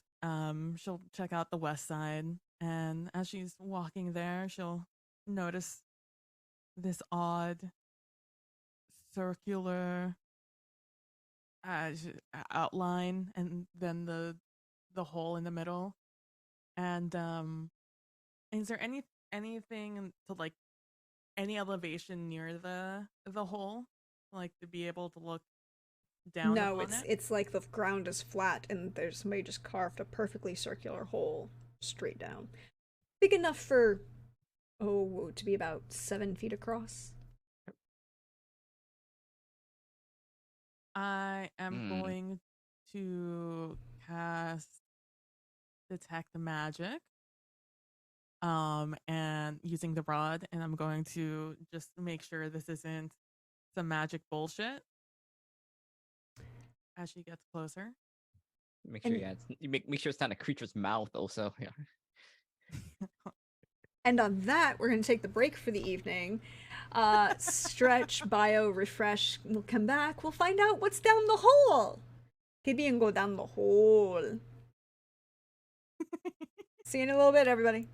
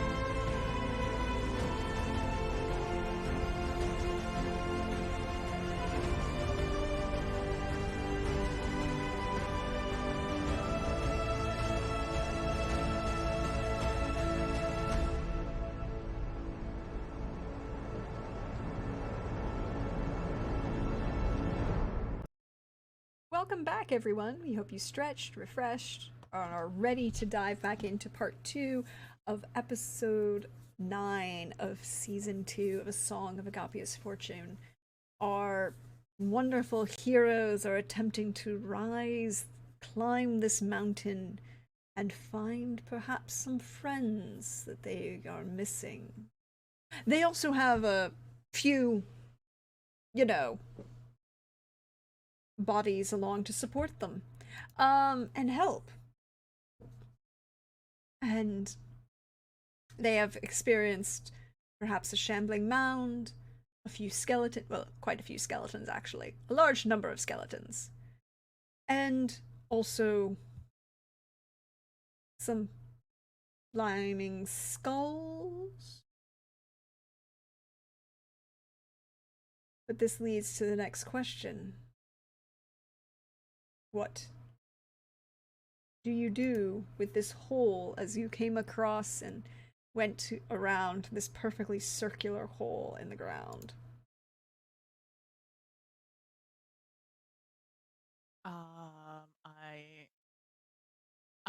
I give it like a healthy distance as I look around with detect magic to make sure, again, there's no magic bullshit happening. Not in anything that you see nearby. And I will slowly creep up on it, trying to ascertain, especially as I get closer and I see that it's like a perfect circle instead of just like a haphazardly made circle from like natural causes. And as I approach it, like I look back to make sure that like my friends are within eye line. And I'll say this is weird. This is very weird.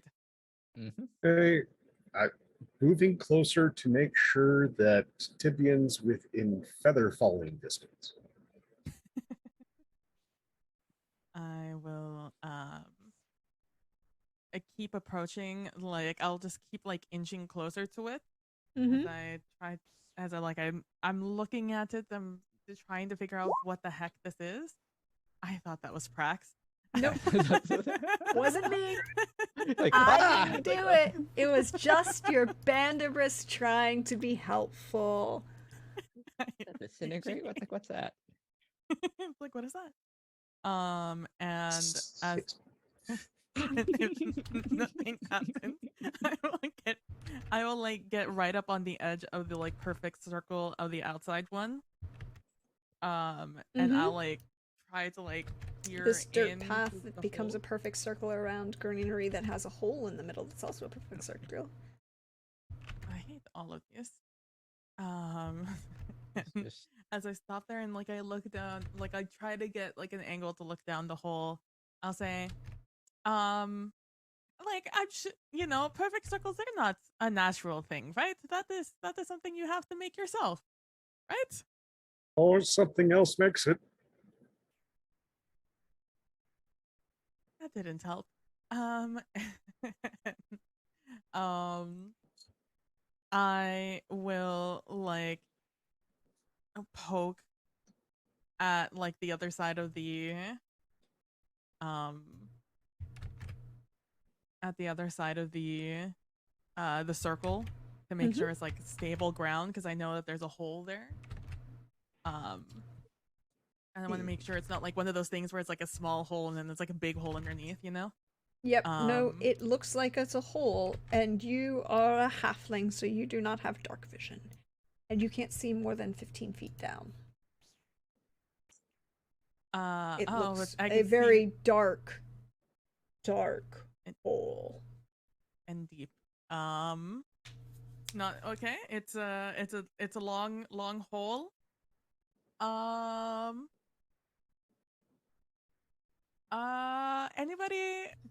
anybody see her in the dark? Can you guys see in the dark? you just feel like, why? Would one of you like to volunteer to look down in this hole? Because I can see a little bit, but it is longer than I thought it would be. I don't want to. Javi but will make his way over there. Don't want to. As a Twilight cleric, I have 300 feet of. That's dark right. vision. Yeah, you got the absurd dark vision. And just for other purposes, casting Mage Hand and selecting a nice brick size like rock. Okay. If we can't necessarily see the bottom of it between all of these individuals, Mage Hand will go over and drop rock. Okay.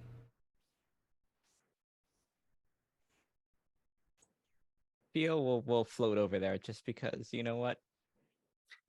In case someone falls, like it's good to have someone that can fly down there. Over there, in case. Okay. So you go to place yourself and look down the hole. Javi, could you roll me a perception looking down the hole?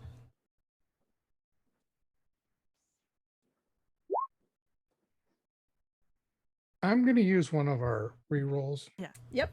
You've got 9 of them. Almost maxed out this time. Okay. Hi, for those of you who are just joining us, and yay, go from an 11 to 25 is a very big difference. Thank you, chat. Thank you. If you were playing from chat, there are channel points you can redeem. 10 of them, a total of 10 across everybody from chat, and each person can only redeem once to give the players a luck. With a 25, you can look down the hole and see the flicker of candlelight. What is your total distance? It's 300 feet. So it is about 100 and... You can see the flicker of candlelight and the movement of shapes. It's dark, however, at the bottom. You see what looks like in black and white in this dark vision that you can see probably just about 200 feet below you. a square room where this perfectly circular hole points the center of, that looks down on a pile of blood and bone on a stone altar. Um, if you try and like look around the hole to kind of get a better idea of the room, you realize that you are at the apex of a perfect spherical dome, the oculus thereof. The small amount of light that you can pierce through the darkness doesn't actually pierce, this daylight doesn't pierce this dark hole. You can see the flicker of candlelight and torches at the bottom.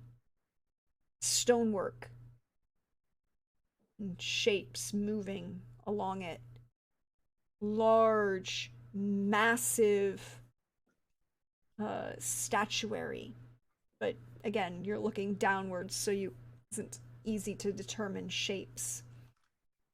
You see movement, a number of figures.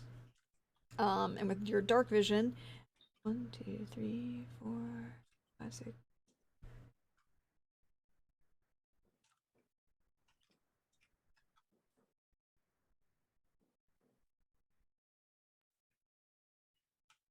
Uh, 28, 29 figures you can see moving around. Some of them seem to appear to be armed with blades, some of them don't. A number of staffs you can see. You can hear screams that echo. That sound that reverberates almost as if it was a cross between a... Is that a scream or is that a cry of a bird? I'm not 100% sure, but then you hear just the soft tinkle of stone on stone. You can see light at the bottom. Again, not a lot, but enough.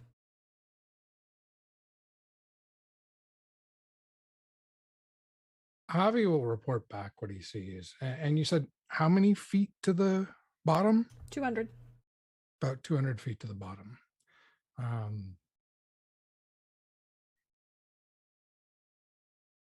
We're not getting in through here, but this is the central point. The altar is beneath here.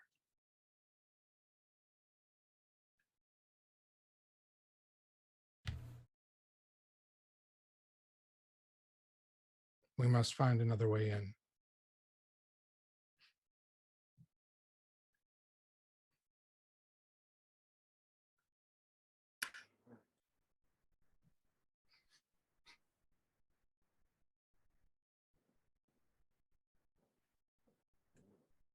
Let's continue up, Let's up see the if there's a mountain. entrance further.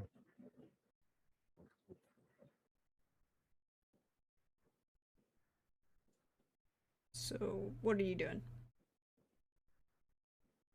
From this central point out, we're going to need, I mean, it's a dome. We're going to need to go out from this point to find an entryway. Maybe the other direction? Towards the briars. Towards the briars. When they get close to the briars, do not trust them. I'm going to You fire can off see a ray number of- of dead bodies entangled in them. Yeah, don't trust that. No, yeah. Firing off ray of frost and seeing what happens. Ray of Frost. Yeah, Ray of Frost. yeah. Because at the very least, it's slowed down. Whatever I pissed off will be slowed down.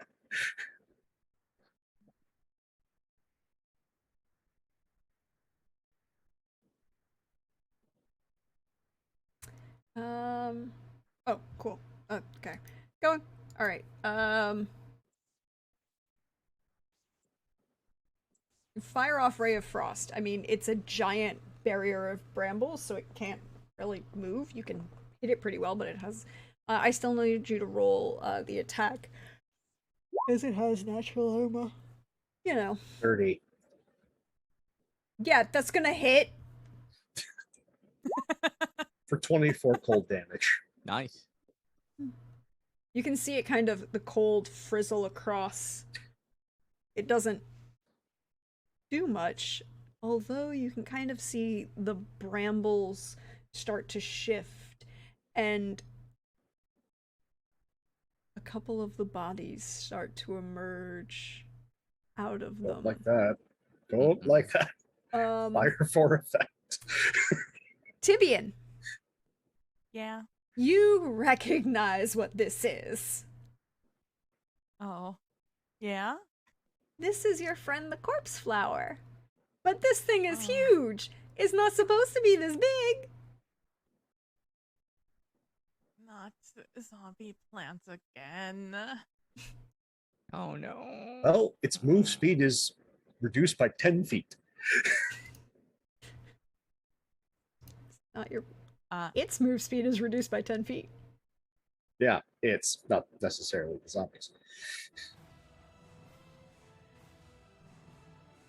I will share with my friends just a quick cliff notes of, oh, hey, by the way, so this doesn't work on these doesn't work on these.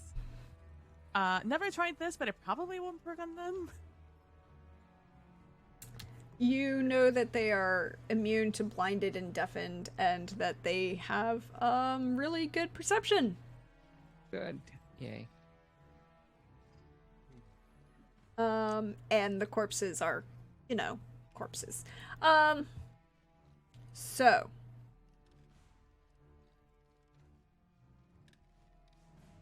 I'm gonna have everybody roll initiative, and then I'll. Yeah, I don't have to roll initiative for the corpses. Yes. Corpses are Alright. just.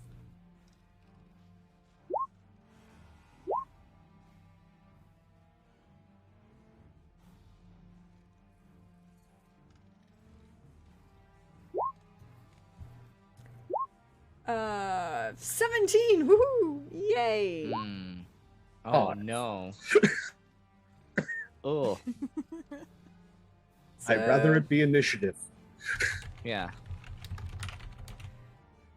Add. Alright, so. Those. Okay, so. Wait, that's the extra one. That one can just go away.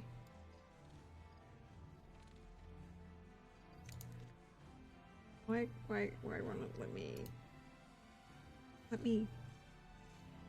me delete you? Okay, so the corpse flower is a 17. We're just gonna ignore that.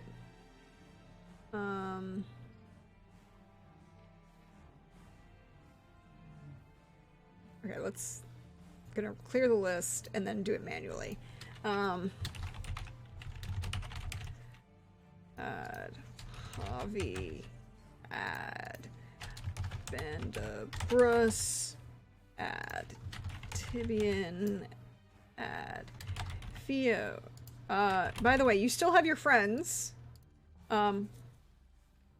You can always order them to do anything you want. You have extra clerics, and fighters, and a couple bards.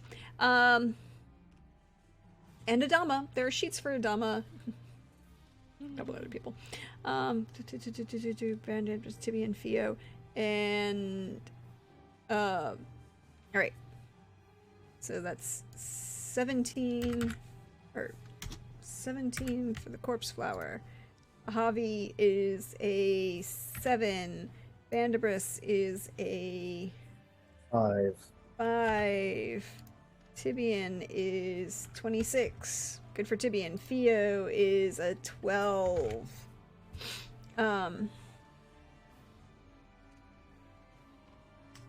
Tibian, you're up as you see this giant mound of plant with dead bodies coming out of it. I will begin to attack these bodies coming out of this plant. I will say... Just let me just see. There are 9 corpses emerging.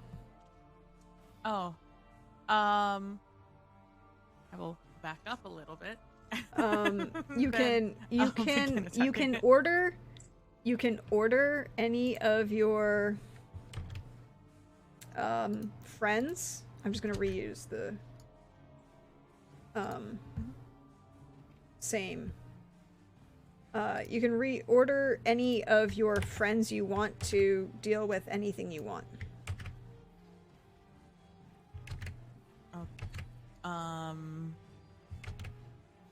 Then I will attack the first ones out, Yep. and I will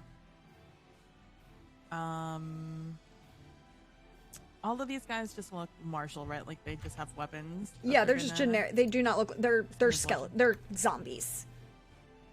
They're just Okay. kind of. They're corpses.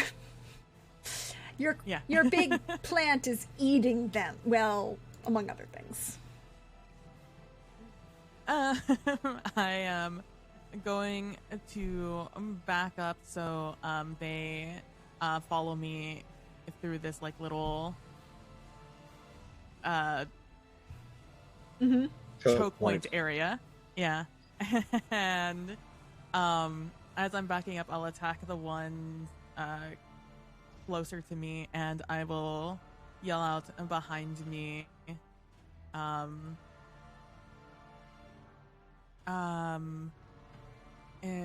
Get information of anyone with ranged attacks. Get ready. It looks like we have about 9 of these guys coming down. Undead zombies. And I will attack just the closest one. Whatever. With Riptide. Oh, crit! Okay, well, fuck this guy in particular. Oh my He's god. gone. Yep. You don't even get to do any of the 31. fun stuff that happens when Riptide crits. Sorry. Just the zombie. 31. You have. It has 0. It has very ineffective stats. You know, just fuck that guy. Oh, and they are made of paper, it seems. And I will attack again with the guy next to him. It's just normal. It's 19 Yeah, that'll still hit. for 15. Still up. It is, however, looking slightly less coherent as a zombie. Shambling more than normal. Shambling slightly more than normal. It is also smells horrible. I'm just gonna put a marker on the one that you hit. There we go.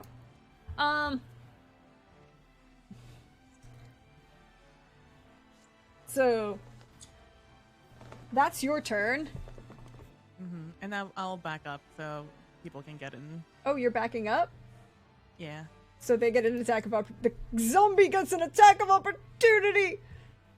Yeah, go for it, little guy.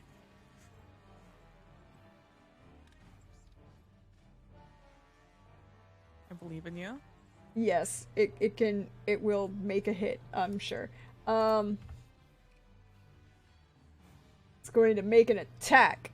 Watch it hit you. I'm rooting for you, little guy. You got this. Don't give him too much power. Too much. Let's not manifest it now. Oh. An 8 is not going to be able to hit you, but it tried. God damn it! It's a zombie, and one of the other one, and the one you hit also gets to make an attack. So I don't know why it keeps rolling too. So we'll just take the first one, and an 8. Wow, Oh, this these right. zombies No. like 8s.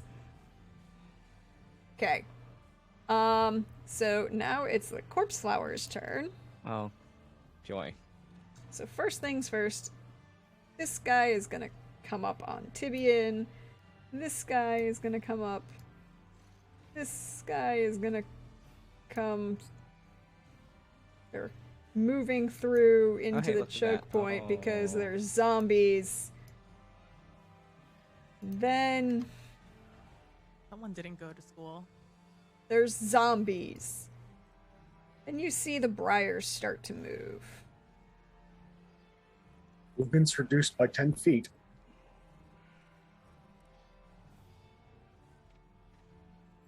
Yeah, cool. It still managed to move that much feet. You see more of it start to move. And more of it start to move this way. Actually, not all of it moves 10 feet. Yes, so it's moving towards you. Tibian, you're within 10 feet. Ah, whoa. Oh, whoa, Oh my what God. happened there? All right. Whoa, that was. That was so weird. Why did the map We move? all moved 10 feet. We Ah. all move 10 feet. Tibian, the one that just moved up on you, you're within 10 feet. I need you to make a Constitution saving throw. Okay. 23. You're good. You are immune now. Yay. Yeah. From, being possessed by the corpse. That particular corpse flower. And then it is going to, however, attempt to kill you. Do your best. 24 Doing its best. Yes, that's it. with its tentacles as it kind of reaches out a whip of a tentacle, the thorny vine, and kind of wraps around your ankle and attempts to pull you in. You will take 9 bludgeoning damage, and I need a Constitution saving throw, please.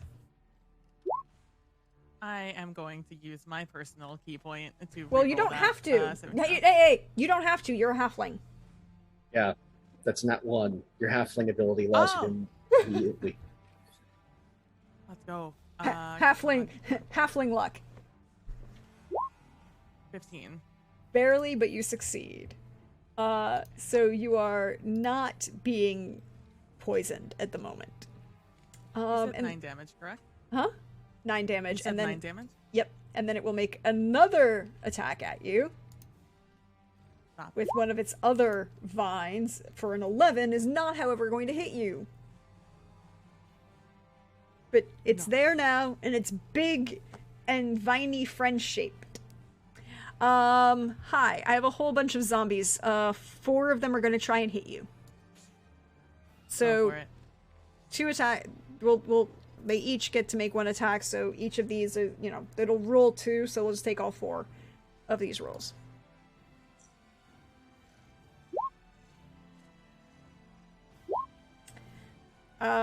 Seven, no. 22?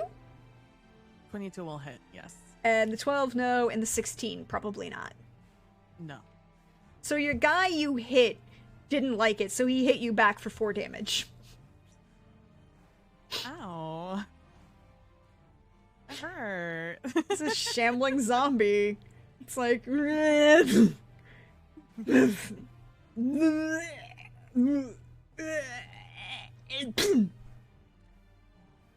I will say, little help here? As I'm like dodging the other ones, I'm like, ow. Hurts. Theo. Your turn. All right, so Theo realized the plan is to get the Rush army to get in range for it. But first, I think she sees that Tibian's getting a little bit knocked around by these zombies. So she's gonna just kind of soften them and the corpse flowers up a little bit. So I'll move 10, 15, 20, 25, 30. And God, okay, this is gonna be, yeah, okay. So she's gonna be around, like, I'd say about 15 feet in the air, and she will shriek, hitting everything in very close to Tibian. Tibian might get some tinnitus, but that's not the worst. So everything in this area has to make a Oh, cool. That one doesn't.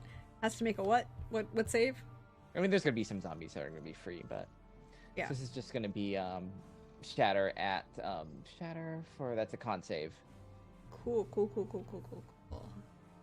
All right, so we'll do the corpse flowers first.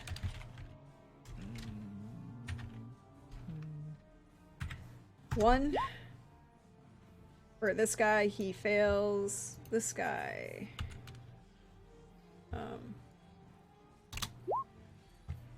What is the DC? The DC is oh wow, on character sheet 20.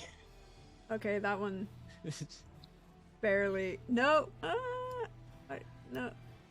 Did I move it? No, it was. I think it was. There was a little square right there. that Yeah, corner. it should have been there. I Yeah. don't know why it moved. All right, so those two both fail. 1, 2, 3. 3 zombies across the top. What are the zombies? Zombies have.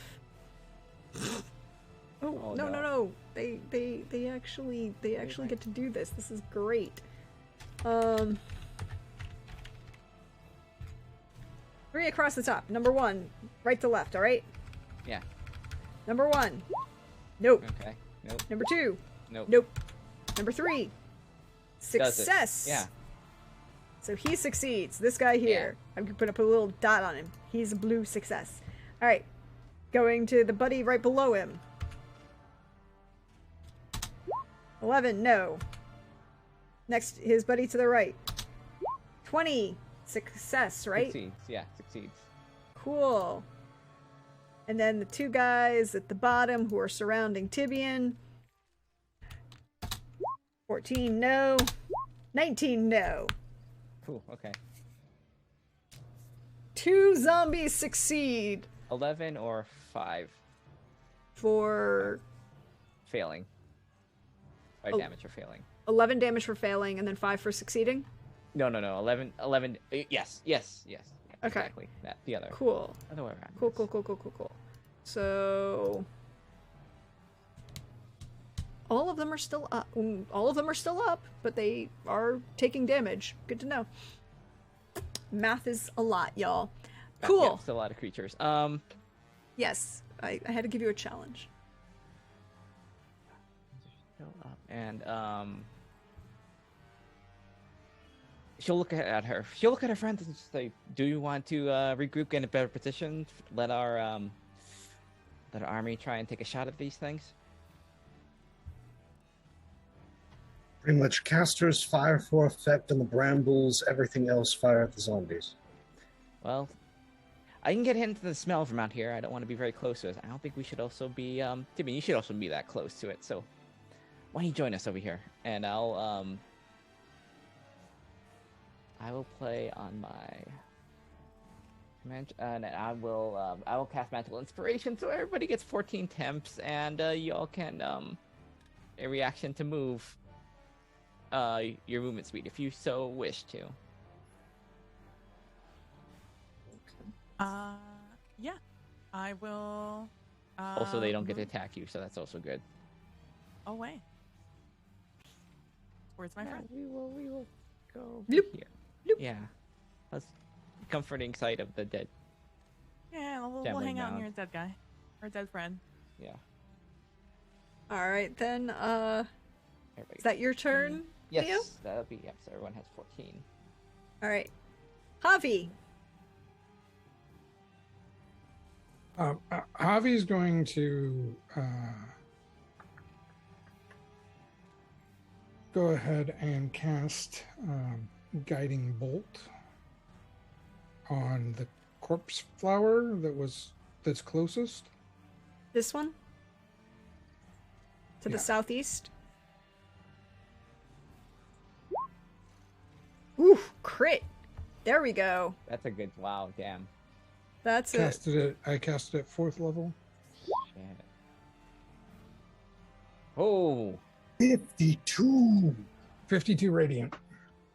God damn. It doesn't like that. Yeah, It's I now a hope- glowing pile of vines and thorns, but it's still upright and together. It's unhappy though. Oh, That's the only. Mm-hmm. It's glowing. It is glowy though. Good. It glows, so it's got a marker that it's glowing. Bender, is there anything you'd like to do else on your turn, Javi?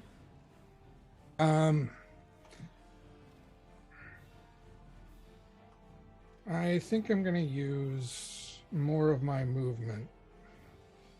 And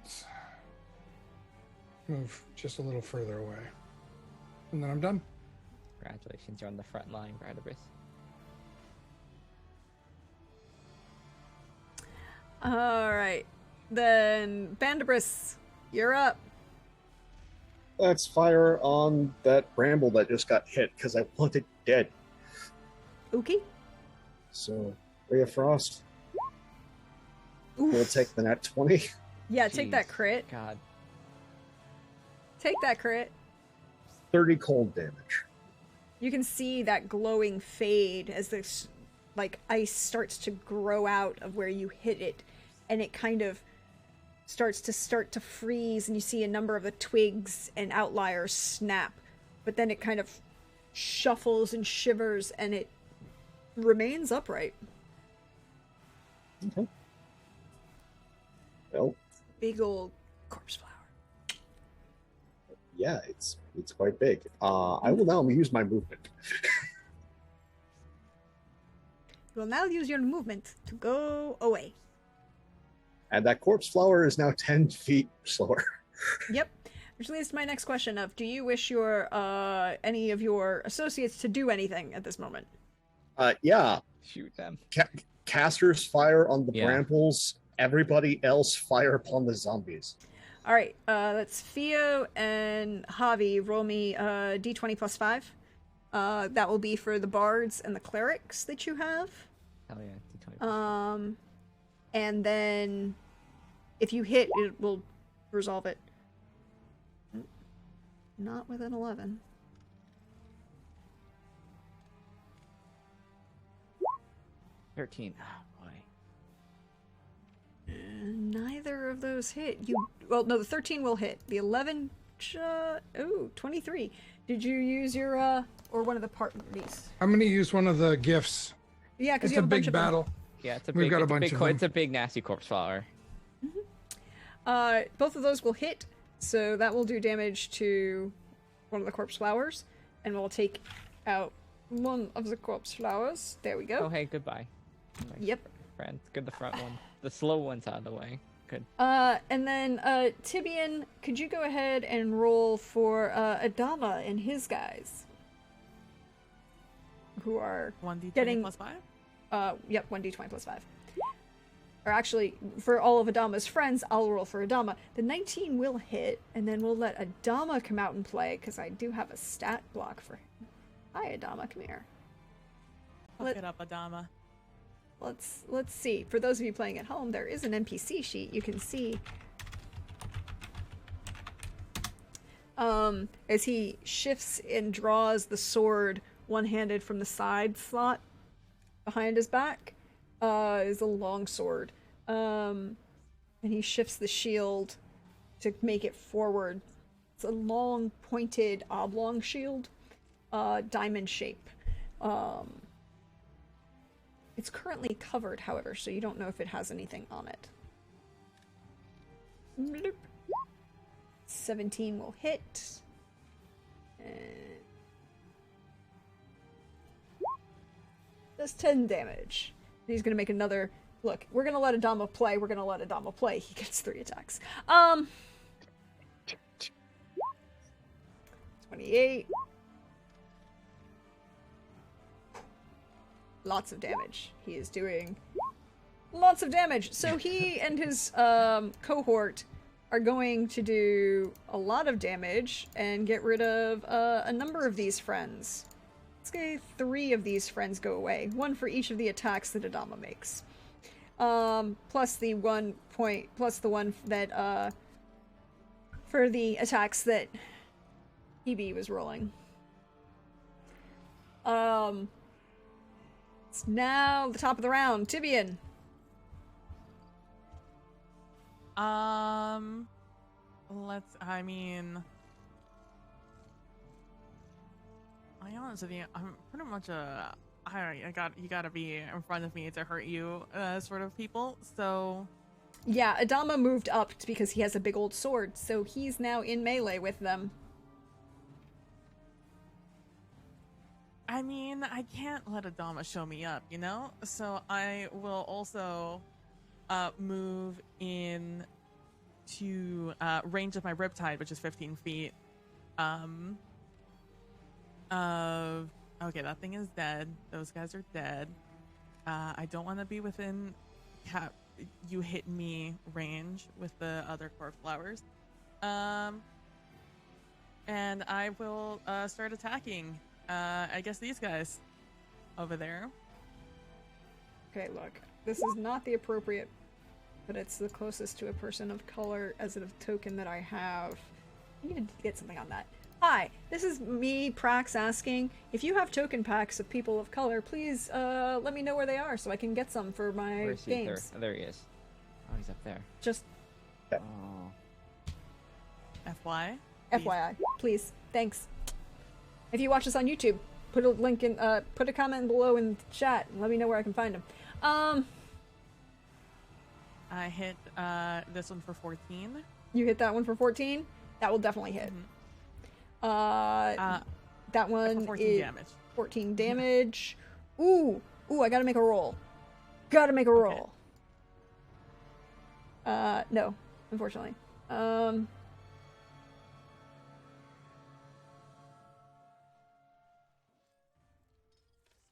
We need... Oof, nope, he's dead. Bye. Bye. I will then hit his friend next to him, or attempt to at least. I hit him Yeah, it's Riptide. Riptide will do a lot of damage. for 12.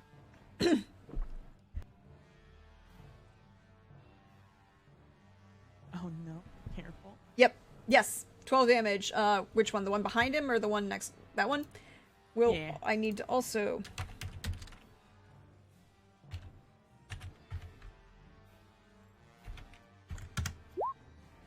Yeah!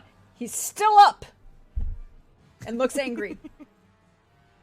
Let's And see, bloody. that Well, was my- I mean, he's a zombie. He looks very bloody. And I will just stand there. That will be my round. I don't want to get closer. Okay, so you had to have moved up at least to here. Oh, hold on. Yeah, I just didn't want to be hidden Yeah. behind the guy. Yeah, let me get rid of some of these guys for you. There you go. You had to have moved up there to hit him. Cool. With Riptide? Oh, no, with Riptide you can be back there. That's right. Cool, you are not within that problem. So this guy gonna come around here.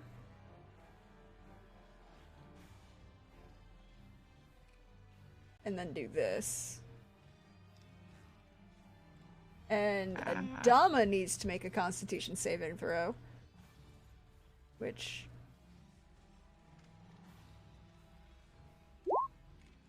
Wow, he nat ones.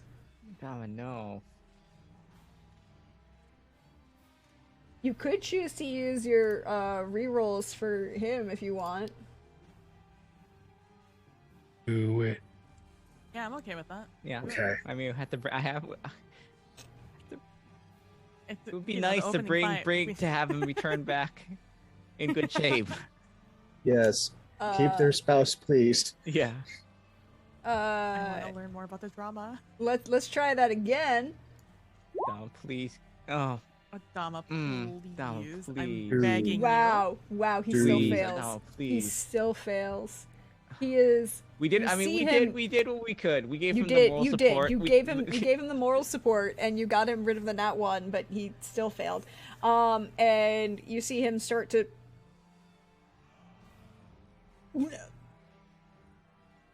shake his head and start to go green. But he's shifting and he's not able to move. He is now capacitated until the end of the turn. And poisoned.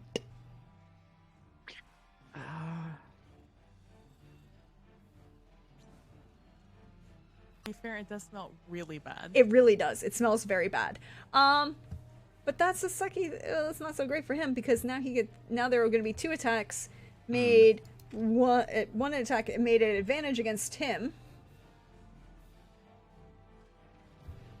But he's incapacitated, so he can. Ooh, 18. 18 does not hit, however, even if That's he's good. incapacitated. Is can't take actions or reactions. Yeah, he is not a auto crit. That's paralyzed.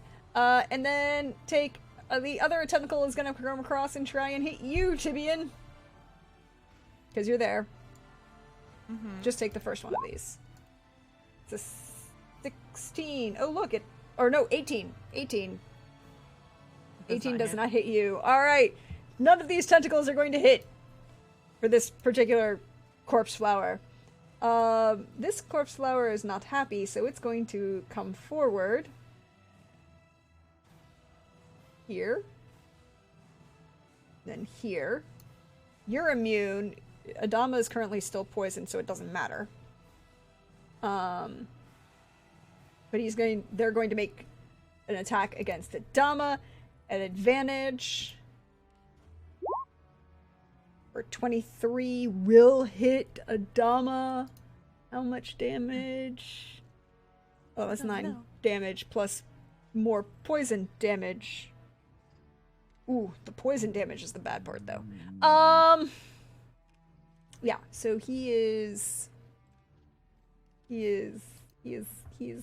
fine. He's fine. Like he'll be fine. 9 bludgeoning, or is it 9 bludgeoning damage and 14 poison damage? Because he gets to make the Constitution saving throw because he is, even though he's incapacitated, he can still make the con save. Which he will succeed, so no poison damage, just the bludgeoning damage. And then the attack against you, Tibian. Just the first one of these is a 21. 21 does hit. That's 9 bludgeoning damage, and I need you to roll a Constitution saving throw.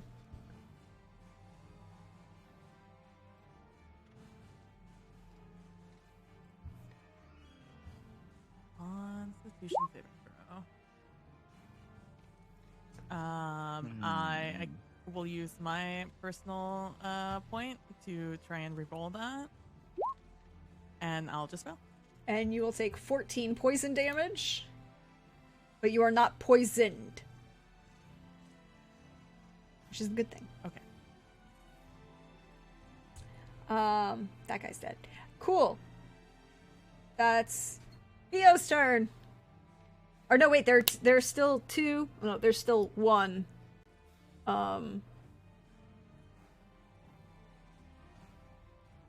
2 zombies that are gonna come up and make slam attacks. One against Dama at advantage. 21 will hit for 4 points of damage against the Dama. It's just like against his shield, loudly enough to kind of rattle it into his armor. And then against you, Tibian, just like boom. No. 19 at 15 is not gonna hit. Cool. That's it. That's their turn. Theo, you're up.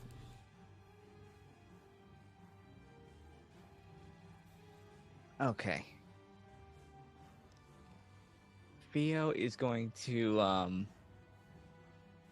you know what, against better judgment, I'm definitely probably against the smell of this thing. Theo is going to advance. Let's see if I can get that up there.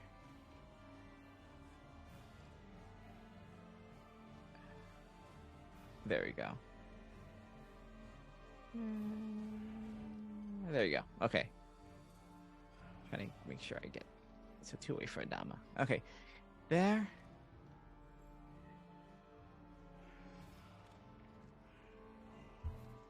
She'll take out her her instrument Mm-hmm. and to the brambles. You haven't heard this one before. Harriet clears out a room, and then she'll do like a really shrill, like booming, like bow across string, just like just painfully loud, and it will just like unleash just a cone of concussive force at these two. Cool. So I think Is there a anything within save? 30 foot, it's like a 30-foot cone. So hopefully if it starts right here in this Starts square, right it shouldn't there. hit. It should hit the zombie and the shambling mound, but miss Adama. Okay. Can I get this one too? The shambling mound? Um, If it's, I guess if, no, 30-foot cone. And it's going like this direction, I guess. starting there. It's a big cone. Yeah, at 30 feet, you will hit. I mean, I don't care about the zombies. I just mostly care about the. You'll hit can get one. both. You'll hit both shambling mounds Okay. and one and no. Not the zombie. I'm sorry. Okay. Just the way the math works. Okay. They have to make a con save. Or no, you. Hmm? Yeah, they have to make a con save. Yep. Con save. Cool. Cool. That was pulse wave. So yeah, just a cone of like Here we go. 2 corpse flower. 18 and 22. Okay, so one makes it, the other one doesn't. Okay, the one to your this one is gonna fail. It's gonna get a red dot. This one's going to succeed, so it gets a blue dot. Cool. So what is the damage? The damage is. Why is my sheet go away? Pulse wave. The damage is 66. Okay. One more. So 24. 24. 12. Both are still alive, and the other one takes 12. I'm assuming on the half on the save. Mhm. Okay. So this one is still up, barely, but still there. But it That one is this one. This is this very fellow right here damaged. is pushed 15 feet away, This one is pushed 15 feet away. or 15 feet in the cone direction. I guess wherever you want to throw it.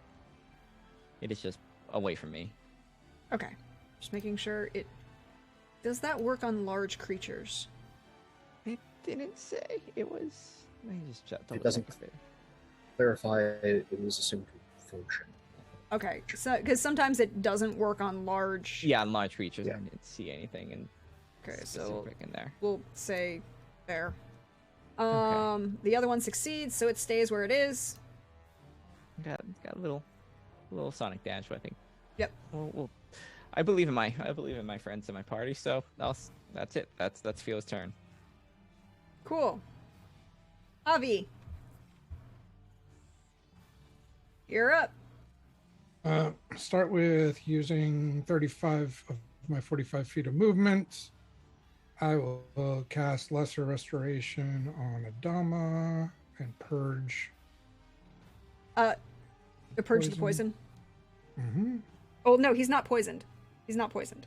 I thought he was poisoned. No, he's incapacitated until the end of the turn. He succeeded on the con save to not be poisoned. He failed on the con save to be Gotcha. incapacitated. Gotcha. I So you do not need to. misunderstood that. You do not need to use a lesser restoration. He is not currently poisoned.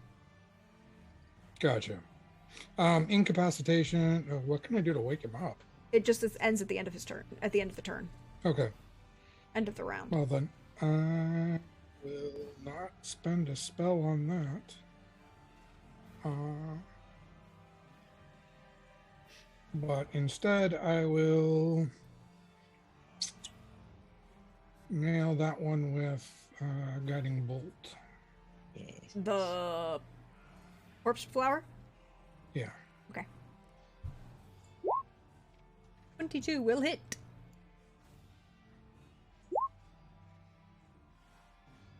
For 22 points of Oof. radiant Damage. It is Damn. starting to look cracked and burnt and smudged.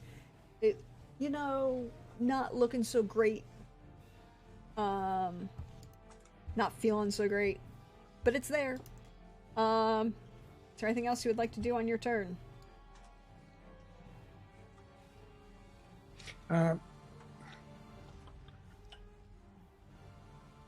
No, I don't think so. Cool.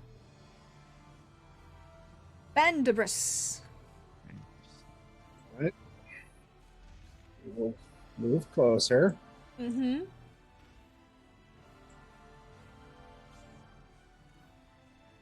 And at the one that's lit up like a Christmas tree, Yes, this one back Ray here. of Frost. Ray of Frost. Crit! Crit. Success! Woohoo! Nice. Holy. Yeah. So it takes 40 cold damage. And that will actually kill it. You will kill the plant. It is a dead plant now. It did not like the winter cold to come so quickly. And that's my turn. That is your turn. Then we get Javi and Theo, if you would like to roll for your casters. Javi for the clerics and Theo for the bards. One.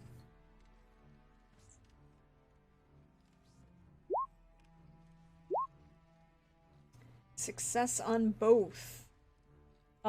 And then Tibian for the fighters, and Adama is gonna roll because he can now make actions because it's the end of the turn round. Ooh, that one won't work so well. Oh, Dom. Well, Adama still gets to make his 3 attacks, which will all hit. But a number, unfortunately, you will have a few of your fighters miss or are incapacitated briefly from the stench of the corpse flower. But with the combined forces of the clerics to protect and the bards to bolster, you see this wave of magics, people kind of shifting around. Adama leading from the front with this elongated diamond-shaped shield and sword, shifting and making sure to each movement between the sword and shield is balanced. It looks like poetry as he kind of hacks away at this bramble. With that, you have completed the point of challenge, and there you are now, mechanically speaking, protected the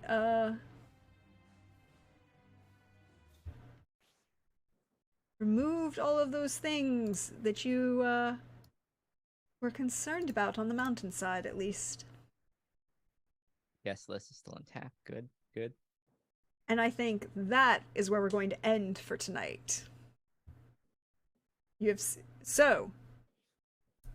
have one mark again. I have one mark on my side. Mm-hmm. You succeeded on your skill challenge.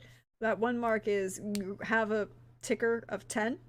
Every time you fail, every time one of your crew fails, that means that you lose a percentage of your crew.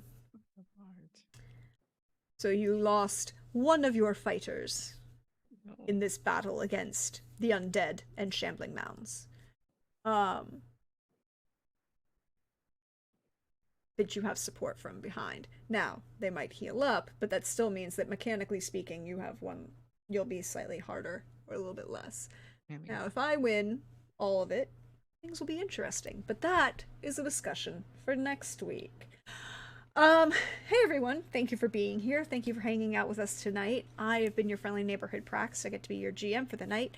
We're gonna go around, let my wonderful players say who they are, where you can find them, all of those wonderful good things that they do each day and week, and have them share some love. Because I love every minute of this. So why don't we go in just random order, and we start with Lynn. Hey Lynn, how are you? How's life going for you? Doing good. I'm glad that the guest list is intact, and like more people we say, the more people come to Theo's wedding after this. So yay. We have to return Adama like in good condition to the Tofani because it's gonna look real bad. Sorry, we did. Well, I'm glad you're gonna try and keep him in good condition. Return him in the condition you borrowed him in. We will not speak of the getting the mid stench and the illness. No one will speak of that ever. It's fine. That will not make it to the songs. But yeah, I'm Lynn, Gremlin art pretty much everywhere. Socials. You can find my art there and what I'm doing throughout the week. And next time you'll see me is on Modern DM for Birth of New Gods, where we're gonna have a conversation with our little nemesis group of scions, like godlings. So that should be interesting. We had one of their characters die, and like I'm pretty sure it's gonna be great. Everything's gonna go wonderfully. So there we go. Indeed. And then next up, let's go with Chris. Hey Chris, how are you? How's life going for you? Hey, I'm doing great. Hey everybody, my name's Chris Geary. You can find me here on Saturday nights. You can find me over on Hive at Chris Geary. You can find me on Tuesday on the Other Doc channel for Bastion. I always butcher this name. Sorry. Electric Bastion Land. You can come check out what type of gibberish I am going to be using for my character, since that ended up being one of the things I rolled, is that he speaks in gibberish. So yeah, wish me luck on that one. And as for love, I enjoyed the way that everybody kind of got to do their thing as we went up the mountain. It was neat. There we go. I support this. And then yes, check that out. Check out Electric Bastion Land and check out Scion, Birth of the New Gods, both from wonderful peoples doing wonderful things. Great games. Next up, hey Pope, how are you? How's life going for you? Doing well. Hey everybody, Pope here, Pope Robo on Twitch. I work on all your streams. If you want to see more of this silly face, Monday, 8:30 p.m. Eastern, over on Wandering DM. Yeah, we're back for more Montreal by night. There's La Sombra. There's a house that has issues. Black smoke. Missile sorcery. You want to see how this plays out poorly. So definitely tune in for that. And then I always have a great amount of fun with this crew. Whether it's we have found the hard counter to floating skulls. That's monks. That they just cleaned them right off the field. And it was great to see Theo just lean into all that sonic damage and mastery things. I'm glad. I am just Adama, dude. We're trying here. Please don't die. We need to return you in one piece. So hopefully things will go at least as well as they did today. And my one bit of advice for all of you wizards: care about your cantrips. They will carry you. Yep. Yep. And Indeed. thank you all for being here. Where our live VOD YouTube story is nothing without its audience. You're much part of this as we are. Take care of yourselves, one learner. See you soon. Indeed. And yeah. Yeah. All those great things. Uh last but certainly never least, hey PB, how are you? How's life going for you? Have fun? Hi. Yeah. Oh my gosh, tonight was a blast. Finally seeing just like a taste of everybody's, just like the way that combat's gonna go with all of us. Not that we haven't been in combat before, but like we're a more cohesive group now than we were when we first all fought together. So it's really fun to see us all kind of just kind of pop off just a little bit, just a little bit, just a little bit of a taste of what we're capable of as we go further into the mouth of the enemy. Um, Hi, I'm PB from at PB Plays Inside, in which you can find me over on Twitch, Twitter, and Hive, and pretty much anywhere. But those are like the three big ones. I usually play a bunch of games over on my channel on Twitch. Mainly, my mains right now are Destiny 2 and Minecraft. So if any of those are any interest to you, make sure to stop on by. I stream pretty much the entire week in the evenings around 6 p.m. Central Standard Time to, I don't know, like 10, 11. I don't know, who knows. That's more nebulous. But aside from that, I am having a blast here.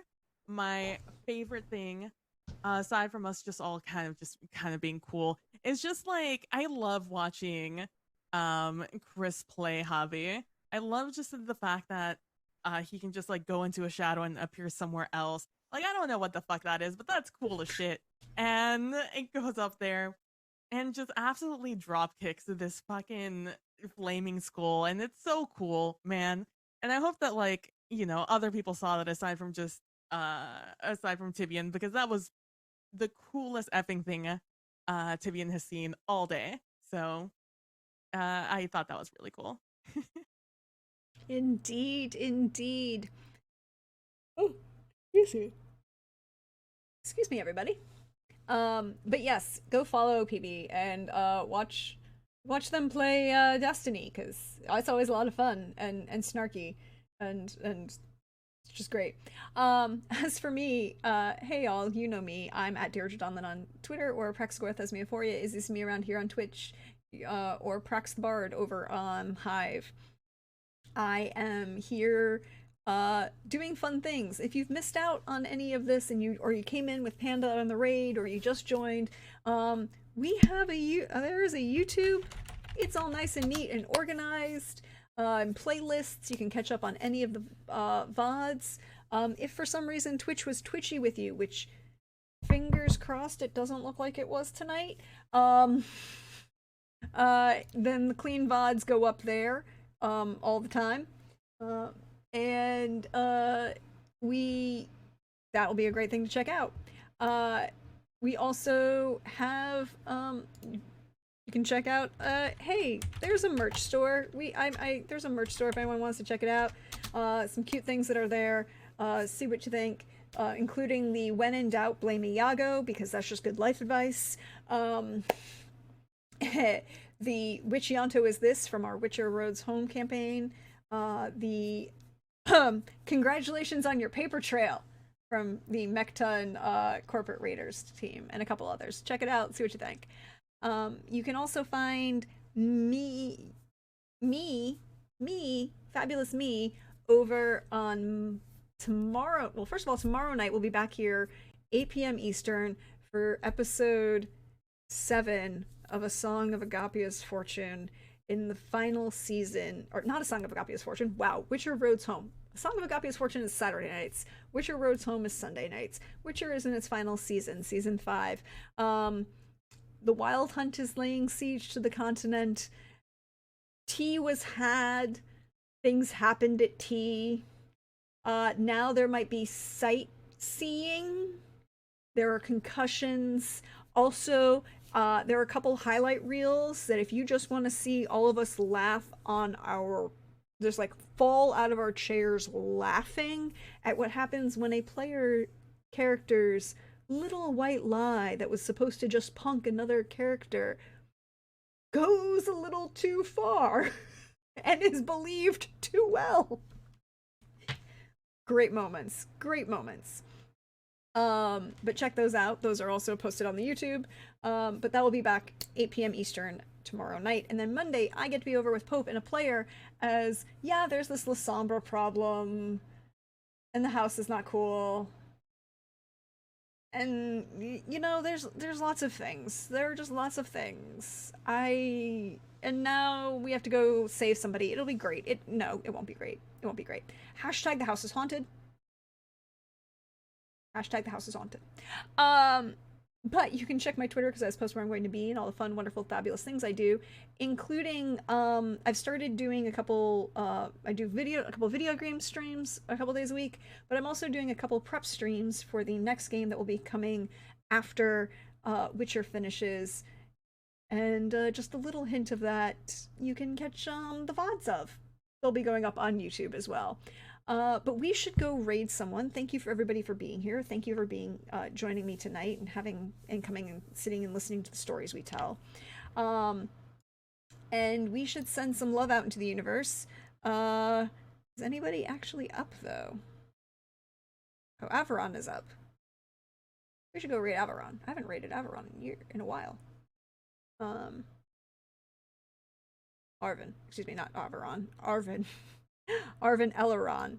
So we're gonna go raid them. They're playing some Everon Dungeons and Dragons. And we'll see you next time, everybody. Bye-bye.